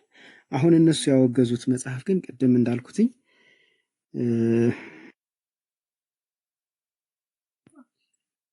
እንዳልሳሳት ማየት ስለምችል አይቼ ልንገራችሁ። አሁን እሱን እየፈለኩት አሁን ቅርብ ጊዜ የታተመ ከዚህ በኋላ ታትሞ ለንባብ የበቃ ነው። ይኸውና እዚህ ጋር 2004 ዓመተ ምህረት ነው። 2004 ዓመተ ምህረት ነው የታተመው። የትኛው እነሱ አወገዝ ነው የሚሉት ማለት ነው። ይሄኛው ግን ከሱ ቀድሞ የታተመ ነው። የሚገርማችሁ በሁለቱ መጽሐፍ መካከል ያለው ልዩነት አሁን የማሳያችሁ ምንባብ ማለት ነው። ለምሳሌ ቤተክርስቲያን አውግዛለች በሚል የወረደው ሰው ለናሙና ሊያቀርብ ያሰበውን በሁለቱ ሐሳቦች መካከል አንድ ምንባብ ነው ማቀርብላችሁ። በሁለቱ ሐሳቦች መካከል ያለው ልዩነት ጥቅስ ማስቀመጥ ብቻ ነው። ይሄ በ2004 ዓመተ ምህረት የታተመው ነው የተወገዘው። ጥቅስ ሲያስቀምጥ ይሄ አሁን በስክሪን ላይ የምትመለከቱት ግን ጥቅስ ዘለ። ከዛ በተረፈ ግን ኢቭን የሥርዓተ ነጥብ እንኳን ልዩነት አታዩበትም። ያኛው ከዚህ ሰርቆ ወይም ደግሞ ከዚህ ሐሳብ ወስዶ ምንጭ ሳይጠቅስ ነው ያሳተመው። ምናልባት ያ መጽሐፍ መወገዝ ካለበትና መከሰስ ካለበት እንኳን የሚወገዘውና የሚከሰሰው በስርቆት ነው። በስነ ጽሑፍ ስርቆት ወይም ደግሞ በአእምሮ ንብረት ስርቆት ነው ሊወቀስም ሊከሰስም የሚገባው የነበረው እንጂ ሐሰተኛ መልእክት አስተላልፏል በሚል አይደለም። ምክንያቱም ሐሰተኛው መልእክት አስተላልፈው ማን ነው? ይሄ ነው። ነገር ግን ምንድነው የሆነው ብላችሁ ካላችሁ አህያውን ፈርቶ ዳውላውን የሆነው። ለምንድነው አህያውን ፈርቶ ዳውላውን የሆነው? ይሄ መጽሐፍ ማን እንዳሳተመው ተመልከቱ። ከኢትዮጵያ ኦርቶዶክስ ተዋሕዶ ቤተክርስቲያን መንበረ ፓትርያርክ ለምዕመናን የተዘጋጀ ትምህርት ይላል። ይሄንኑ እዚህ ጋር ደግመዋል። በኢትዮጵያ ኦርቶዶክስ ተዋሕዶ ቤተክርስቲያን መንበረ ፓትርያርክ ምን አለ? ተዘጋጀ ይላል። የእሳቸው ፎቶግራፍ ተቀምጦበታል። ስለዚህ አህያውን ፈርቶ ዳውላውን የሆነው እዚህ ጋር ይሰልሰዋል። የኢትዮጵያ ኦርቶዶክስ ተዋሕዶ ቤተክርስቲያን መንበረ ፓትርያርክ አዲስ አበባ ሐምሌ 1986 ዓመተ ምህረት ይላል። ስለዚህ ያኛውን ማውገዝ ለነሱ ይቀላል። ለምንድነው ያኛውን ማውገዝ የሚቀለው? ምክንያቱም ያ አንድ ገዳም ነው። ይሄ ግን የመንበረ ፓትርያርክ ነው። ምንድነው? ምን ተፈጥሮ ነው ይሄን ያክል መወጋገዝ? የስነ ጽሑፍ ስርቆት ምናምን የምትለው ምን ተፈጥሮ ነው ብላችሁ ካላችሁ ወደ ምንባቡ ልሰዳችሁ። ይሄ ምንባብ ነው እንግዲህ ከዚህ ላይ የተሰረቀው፣ ግን ይሄ ሳይወገዝ ያኛው የተወገዘው። እሺ ይታያችኋል ብዬ አስባለሁ። የማነበውን ቦታ በጣት ልጠቁም። ቆይ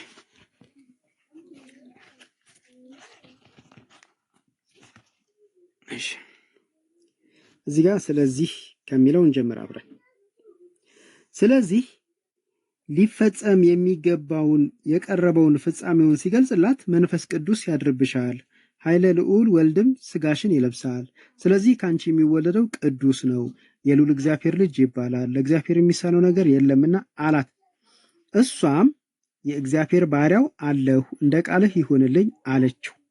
በዚህ ጊዜ ወልድ ቃለ እግዚአብሔር በማህፀኗ አደረ፣ ከስጋዋ ስጋ ከነፍሷ ነፍስ ነስቶ ሰው ሆነ ይልና ቀጥሎ የሚለውን አይታያችሁም አይደል?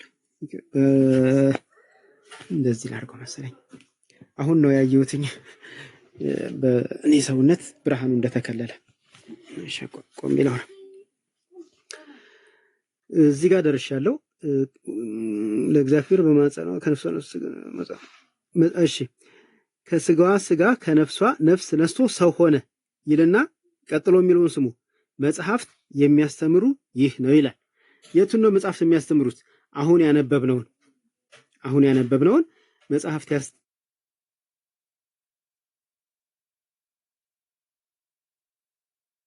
ቤተሰቦቼ አሁን ከላይ ካነበብኩት እንድክ ካስፈለገ ከዚህ ከአንቀጹ መጀመሪያ ማንበብ ይቻላል፣ እንዳላደክማችሁ ብዬ ነው።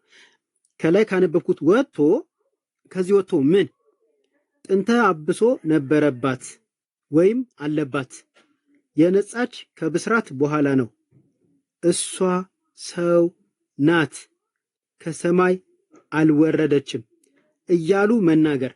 ከዚህ ወጥቶ አሁን ያነበብኩትን መናገር። አሁን ያነበብኩት ምንድነው? ደግሞ አለው። ከዚህ ወጥቶ አሁን ያነበብኩትን መናገር። ከዚያም አልፎ መጽሐፍ መሳሳት ብቻ ሳይሆን በደል፣ ድፍረት፣ ክህደት የማይሰረይም ኃጢአት ነው ይላል። ከዚያ ወጥቶ ምን መናገር? እሷ ሰው ናት ብሎ መናገር። ከዚያ ወጥቶ ምን መናገር? ከሰማይ አልወረደችም ብሎ መናገር ምንድን ነው? በደል ነው። ሌላስ? ድፍረት ነው። ሌላስ?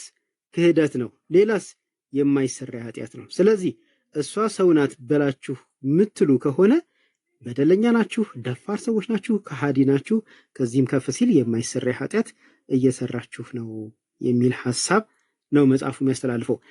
ይሄ መጽሐፍ ቅድም ደጋግሜ እንዳልኩትኝና በግልጽ ላሳይ እንደሞከርኩትኝ በ1986 ዓ.ም ሲታተም ያኛው ግን በ2004 ዓ.ም ነው የታተመው።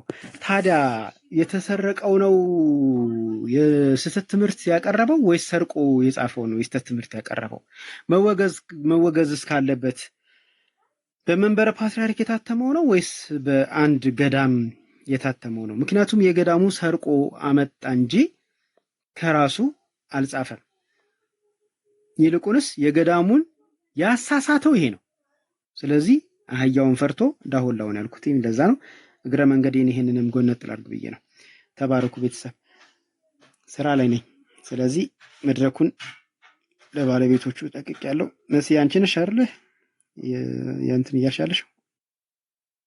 ያ አድለሁኝ ኤርሚዬ የሚናገር ከሆነ ያው መጽሐፉን ግለጠው ስላለ የሚለው ነገር ካለ ይቀጥል አለ ኤርሚ። እሺ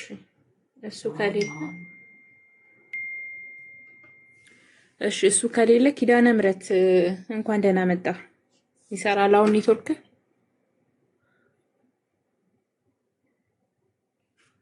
አሁን የተሻለ ነው። እንዴት ናችሁ? ሰላም ናችሁ? እግዚአብሔር ይመስገን። እንኳን ደህና መጣ።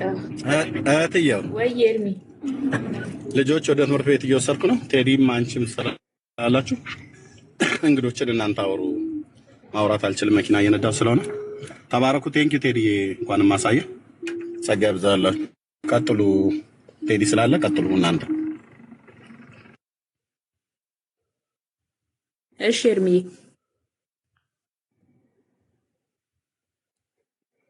እሺ ኪዳነ ምሕረት።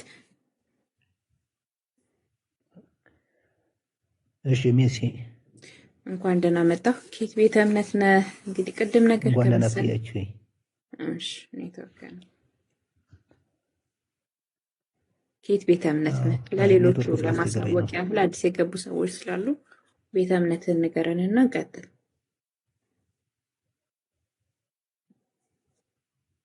ከኢትዮጵያ ኦርቶዶክስ ተዋሕዶ ቤተክርስቲያን። እሺ ርዕሳችን እንግዲህ ኦርቶዶክሳውያን ገድላትን ትቀበላላችሁ የሚል ነው። አንተ እንደ አንድ ኦርቶዶክሳዊ ገድላት ድርሳናትን ትቀበላለህ?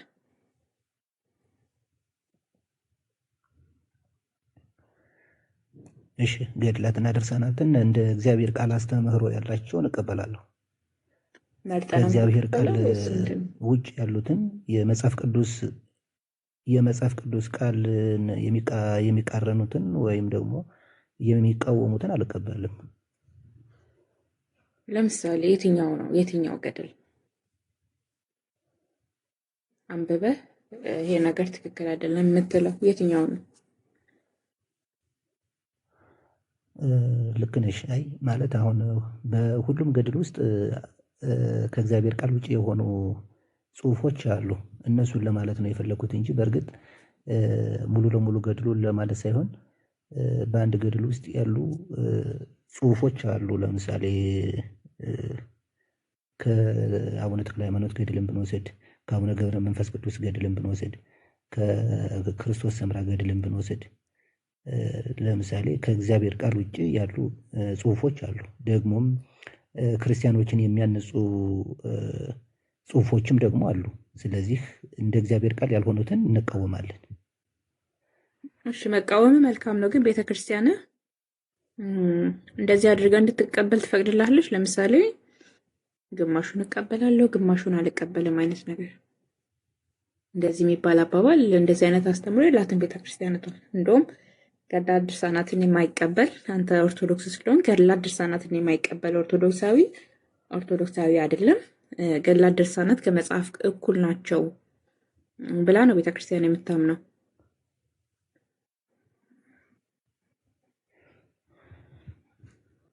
እሺ አይ አሁን ይኸውልሽ ምን አለ መሰለሽ የጠየቅኩ በእርግጥ አሁን ምንድን ነው የጠየቅሽኝ? እንዴ እስካሁን ያወራሁትን አልሰማህም? እስኪ ድገሚልኝ። አልሰማህም ወይስ ልድገምልህ? ድገሚልኝ። እሺ ልድገምልህ። ቤተ ክርስቲያንህ አንድ ኦርቶዶክስ ገላ ድርሳናትን ሳይቀበል ኦርቶዶክሳዊ ሊባል አይችልም። ሲቀጥል ደግሞ አንዱን ጥለህ አንዱን መርጠህ ቤተ ክርስቲያን ትፈቅድልሃለች ወይ? ቤተ ክርስቲያን ራሷ ገላ ድርሳናትን የማይቀበል ኦርቶዶክሳዊ አይደለም። በመቀጠል ደግሞ ገላትና ድርሳናት እንደ መጽሐፍ ቅዱስ ናቸው፣ ከመጽሐፍ ቅዱስ ምንም አይነት ልዩነት የላትም ብላ ነው ቤተክርስቲያን የምትናገረው አይደለ? ስለዚህ አንተ አንዱን እቀበላለሁ አንዱን አልቀበልም አይነት ነገር መቀበል ትችላለህ። ኦርቶዶክሳዊ የሆነ ቤተክርስቲያን ትፈቅዳለች አትፈቅድም አይደል? ስህተት የሆኑ ነገሮችን አለመቀበል እኔ መጥፎ ነው እያልኩ አይደለም። እኛ የምንፈልገው ስህተት የሆነውን ነገር እንድትከተል ሳይሆን አላማችንም አስተምሯችንም ስህተት የሆኑትን እየጣልክ እውነት የሆነውን የእግዚአብሔርን ቃል እንድትከተል ነው። ስለዚህ አንተ ከተናገርከው አንጻር ነው ይህንን የተናገርኩት እኔ።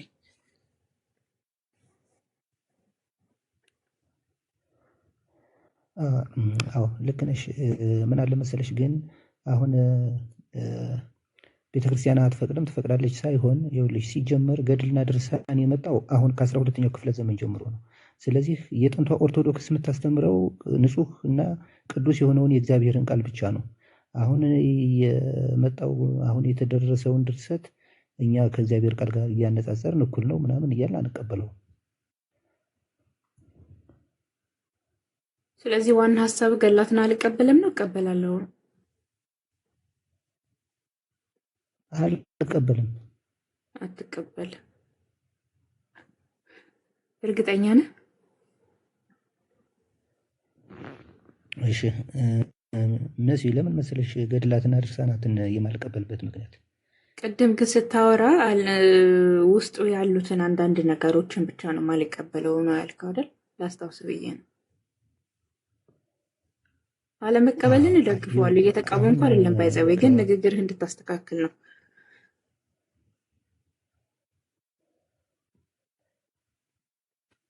እኮ ልክ ነሽ እኮ እየነገርኩሽ ነው። አሁን ለምሳሌ ክርስቲያኖችን የሚያንጹ ተጋድሎዎች ያሉበት መጽሐፍ አለ። አንዳንድ መጽሐፍት ላይ አንዳንድ ገድላት ላይ ለምሳሌ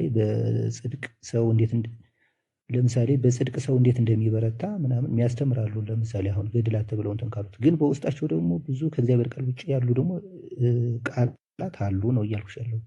እሺ እስቲ አንድ አንብበህ አሁን ከተናገርከው አንጻር አንድ አንብበህ ይጠቅሙኛል ይሄ መጽሐፍ ብለህ የምትለው አንድ ገድል ንገረኝ እስቲ የጠቀመህና ይሄ ገድል እኮ በጣም ብዙ አስተማሪ የሆኑ ነገሮች አሉ ወደ ጽድቅ መንገድ ይመራል ብለህ የምትለው አንድ ገድል ንገረኝ።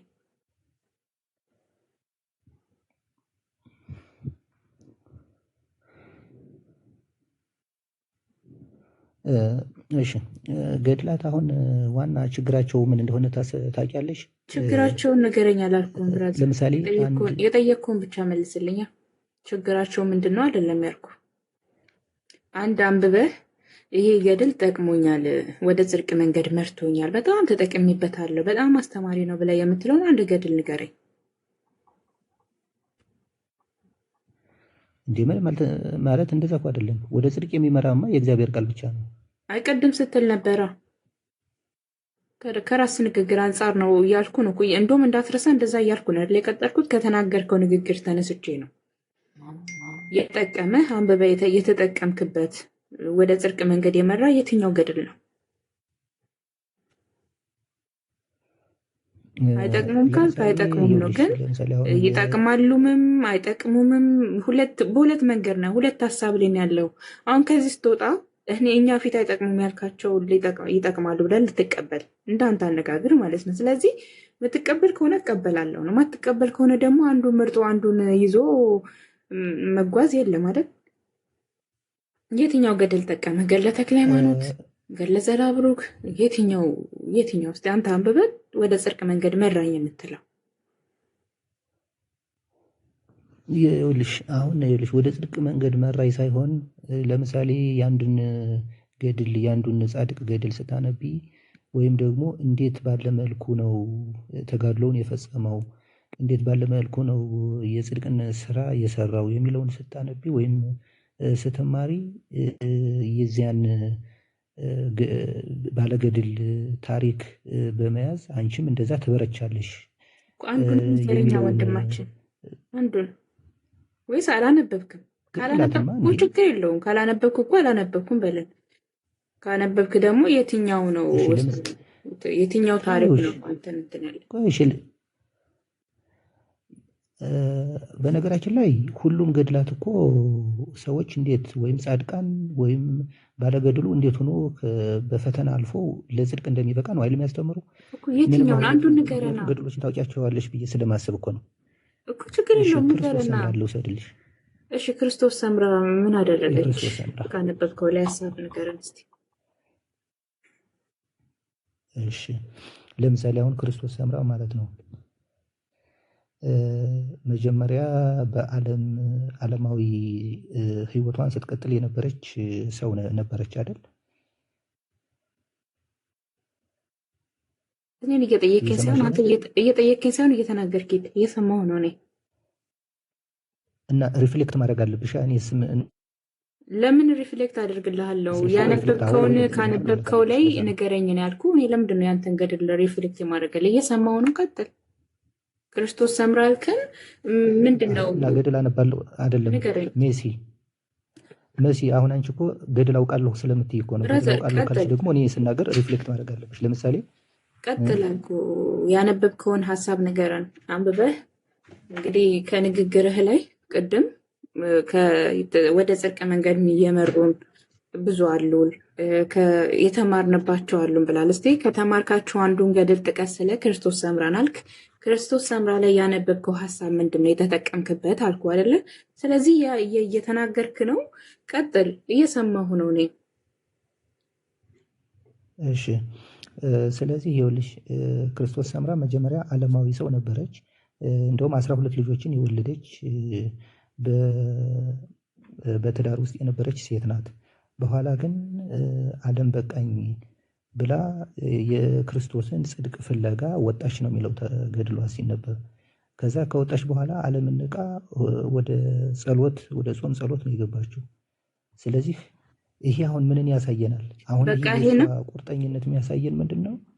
12 ልጆች ወልዳ ታዲያ ዓለም ቆይ አይደለም እንጂ 12 ልጆችን ወልዳ አልክ። 12 ልጆችን ወልዳ ዓለሟን ቀሽታ ዓለሟን ጨርሳ ወደ ጾም ሄደች። ሰዋት ይሄ ነው የጠቀመ?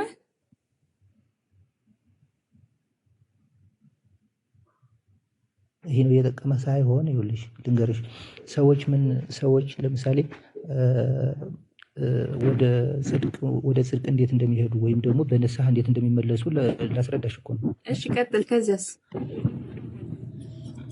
ድምፁ ግን ለእኔ ብቻ ነው እህትየው? በጣም ድምፁ እንትን ያለ ነው። ያ ድምፁ በጣም አይሰማም፣ ቀዝቀዝ ብሏል። ኪዳነ ምሕረት ድምፅህን ለምን እንደዚህ አደረገው? ኤርሚ ምንድን ነው ድምፅህ ምን ሆኖ ነው? ጉልበት የለውም፣ ድምፅ አይሰማንም ለምንሰማ ሰዎች ማለት ነው። ትንሽ ድምፅን ጨምርበት። ቴንክ ዩ። ያኔ ካም ነበር ድምፁ። ያው እኔ ኔትወርኩ ሊሆን ይችላል ብዬ ነው ዝም ያልኩት።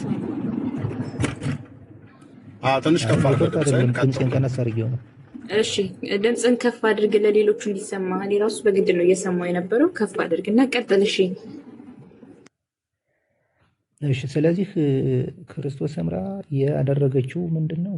አንደኛ ለጽድቅ ራሷን አዘጋጅታ መውጣቷ።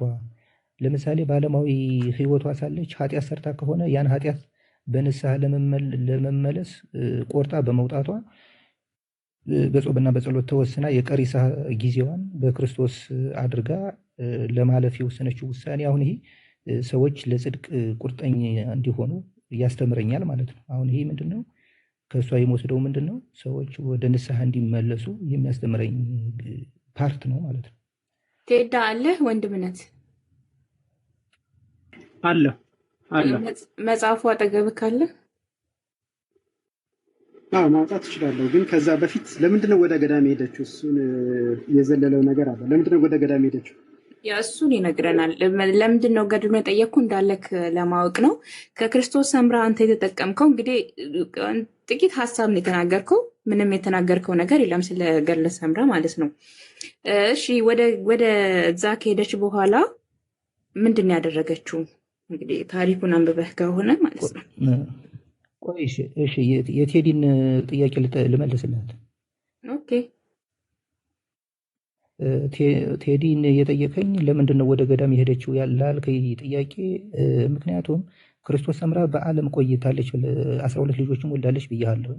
በዚያን ጊዜ ገረድ ነበረቻትና ወይም ደግሞ ባሪያ ወይም ምንድነው አጋዥ በምንለው ማለት ነው። እሷ በአጋጣሚ ስትመታት ትሞትባታለች። ምን ስትላት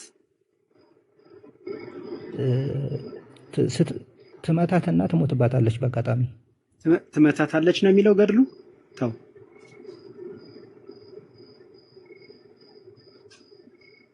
እሺ ታስተካክለኛለህ። እሺ ችግር የለውም። እሱን እሳት አፏ ውስጥ ጨምራባት አይደል እኮ ይሁን፣ ዞሮ ዞሮ በደል ፈጽማባታለች። ያው እሺ በቃ እሱን ከተነጋገርን እሺ ቀጥል። አዎ ከዛ ከሞተች በኋላ ስትጸልይ ወይም ደግሞ ያቺ የሞተችዋ ትነሳለች፣ ከሞት ትነሳለች። ከዛ ክርስቶስ ሰምራ ምን ብላ ትወሰናለች? እንደዚህ በኃጢአት እያለሁኝ እንደዚህ አምላኬ ከሰማኝና እንደዚህ ይህን ታምር ከሰራልኝ በጾም በጸሎት ተወሰኜ በገዳም ኑሬ ብጸልይ በጣም ጥሩ የሆነ ከዚህ የተሻለ ጸጋ ይሰጠኛል ብላ ነው ቆርጣ ወደ ቤቷን ፈታ የሄደች ማለት ነው። ወደ ገዳም ስትሄድ ምን ይዛ ሄደች? መስዬ አንቺ ትቀጥያለሽ የዘለላቸውን ነገሮች አንተ ቀጥል። እሺ መጽሐፉ አንተ ጋር ስላለ አይ ኖ ከአንቺ ጋር ጥሩ ይዘሻል። ጥሩ እያወራችሁ ነው። የዘለላቸውን ነገሮች ብቻ ላስታውሰው ብዬ ነው። ወደ ገዳም ስትሄድ ምንድን ነው ይዛ ሄደችው? አይ ቴዲ አሁን እኮ ገድሉ እኮ ሰፊ ነው። ያን ሁሉ ነውረው ካልንማ እዚሁ በጣም ሰዓት ልንወስድ ነው። ለዛ ነው ማልፈው። አናወራ ምችን ብቻ መልስ ጠየቀኝ ለመመለስ ነው። እግዚአብሔር ይስጥልኝ ስለመለስክልኝ በጣም አመሰግናለሁ። እግዚአብሔር አክብርልኝ። ወደ ገዳም ስትሄድ ምንድን ነው ይዛ ሄደችው? ወደ ገዳም ስትሄድ ለአንድ ህፃን ነው ይዛ የሄደችው ይመስለኛል። የማን ህፃን? የእሷ ልጅ ህፃን ይዛ እንደሄደች ነው ያነበብኩት። የእሷ የመጨረሻ ልጅ ህፃን ልጅ ይዛ ሄደች አይደለ? ከዛ በኋላ ምን ተፈጠረ? ገዳም ጋር ስትደርስ ገዳም ጋር ስትደርስ ያው ልጁ ከእሷ ጋር ሆኖ መቀጠል ስለማይችል ልጁ ለሚካኤል እንደተሰጠው ነው ገድሉ ጋር የሚናገረው። ኧረ ተው ታማኝ ሁን። ተው ግን እግዚአብሔር እንደው እኛ እንግዲህ የለህም እኛ ልታታለል ልትሸውር ትችላለህ። እግዚአብሔርን ግን ፍራ። የእውነት እግዚአብሔርን ፍሩ። ልትዋሹ የምታስቡ የምትፈልጉ ሰዎች እግዚአብሔርን ፍሩ። የተጻፈ ዶክሜንተሪ የሆነ ወረቀት ላይ ያለ የሚነበብ ማንም ሰው በቀላል ሊያየው የሚችለው ነገር ነው። ለሚካኤል ተሰጠ የሚል አንተን የጨመርክበት። ቴዲ እኔ በቅንነት ነው ማወራህ። ቆይ አንዴ ስማኝ።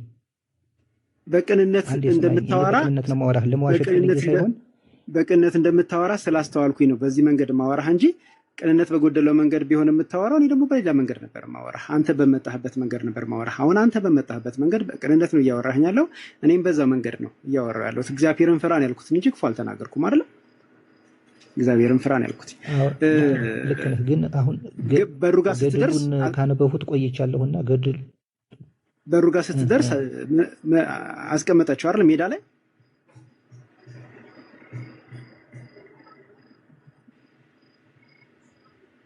እሺ እየተናገርክ ከሆነ አይሰማኝም።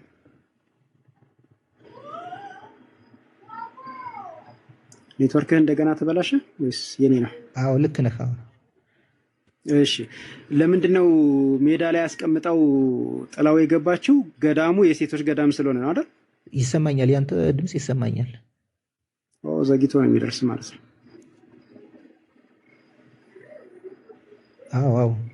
አዎ ልክ ነህ። የሴቶች ገዳም ደግሞ ወንዶች ስለማይገቡ ያንን ህፃን ልጅ ለአቅመ አዳም ያልደረሰ ህፃን ልጅ ማንም ሰው ሊሳሳትበት የማይችል ህፃን ልጅ የፈጣሪ እንደወደደ ያድርገው ብላ ሜዳ ላይ ጥላው ገባች አይደል? ትክክል። ይሄ ለዚህ ደግሞ የሚጠቀሰው ጥቅስ ምንድነው? ሰው እናትና አባቱን ካልተወ ለኔ ሊሆን አይገባውም የሚለው ጥቅስ ነው ለዚህ ሐሳብ ድጋፍ እንዲሆን የሚጠቀሰው። በጣም በሚያሳዝን ሁኔታ በልጆቻችን ላይ እንድንጨክን፣ በህፃናት ልጆቻችን ላይ እንኳን እንድንጨክን የሚያበረታታ መጽሐፍ ነው ገድለ ክርስቶስ ሰምራ። ነገር ግን ሰው እናትና አባቱን ካልተወ የሚለው ምንባብ ወደ ገዳም ከመሄድ ጋር ያደረጉት ገዳምን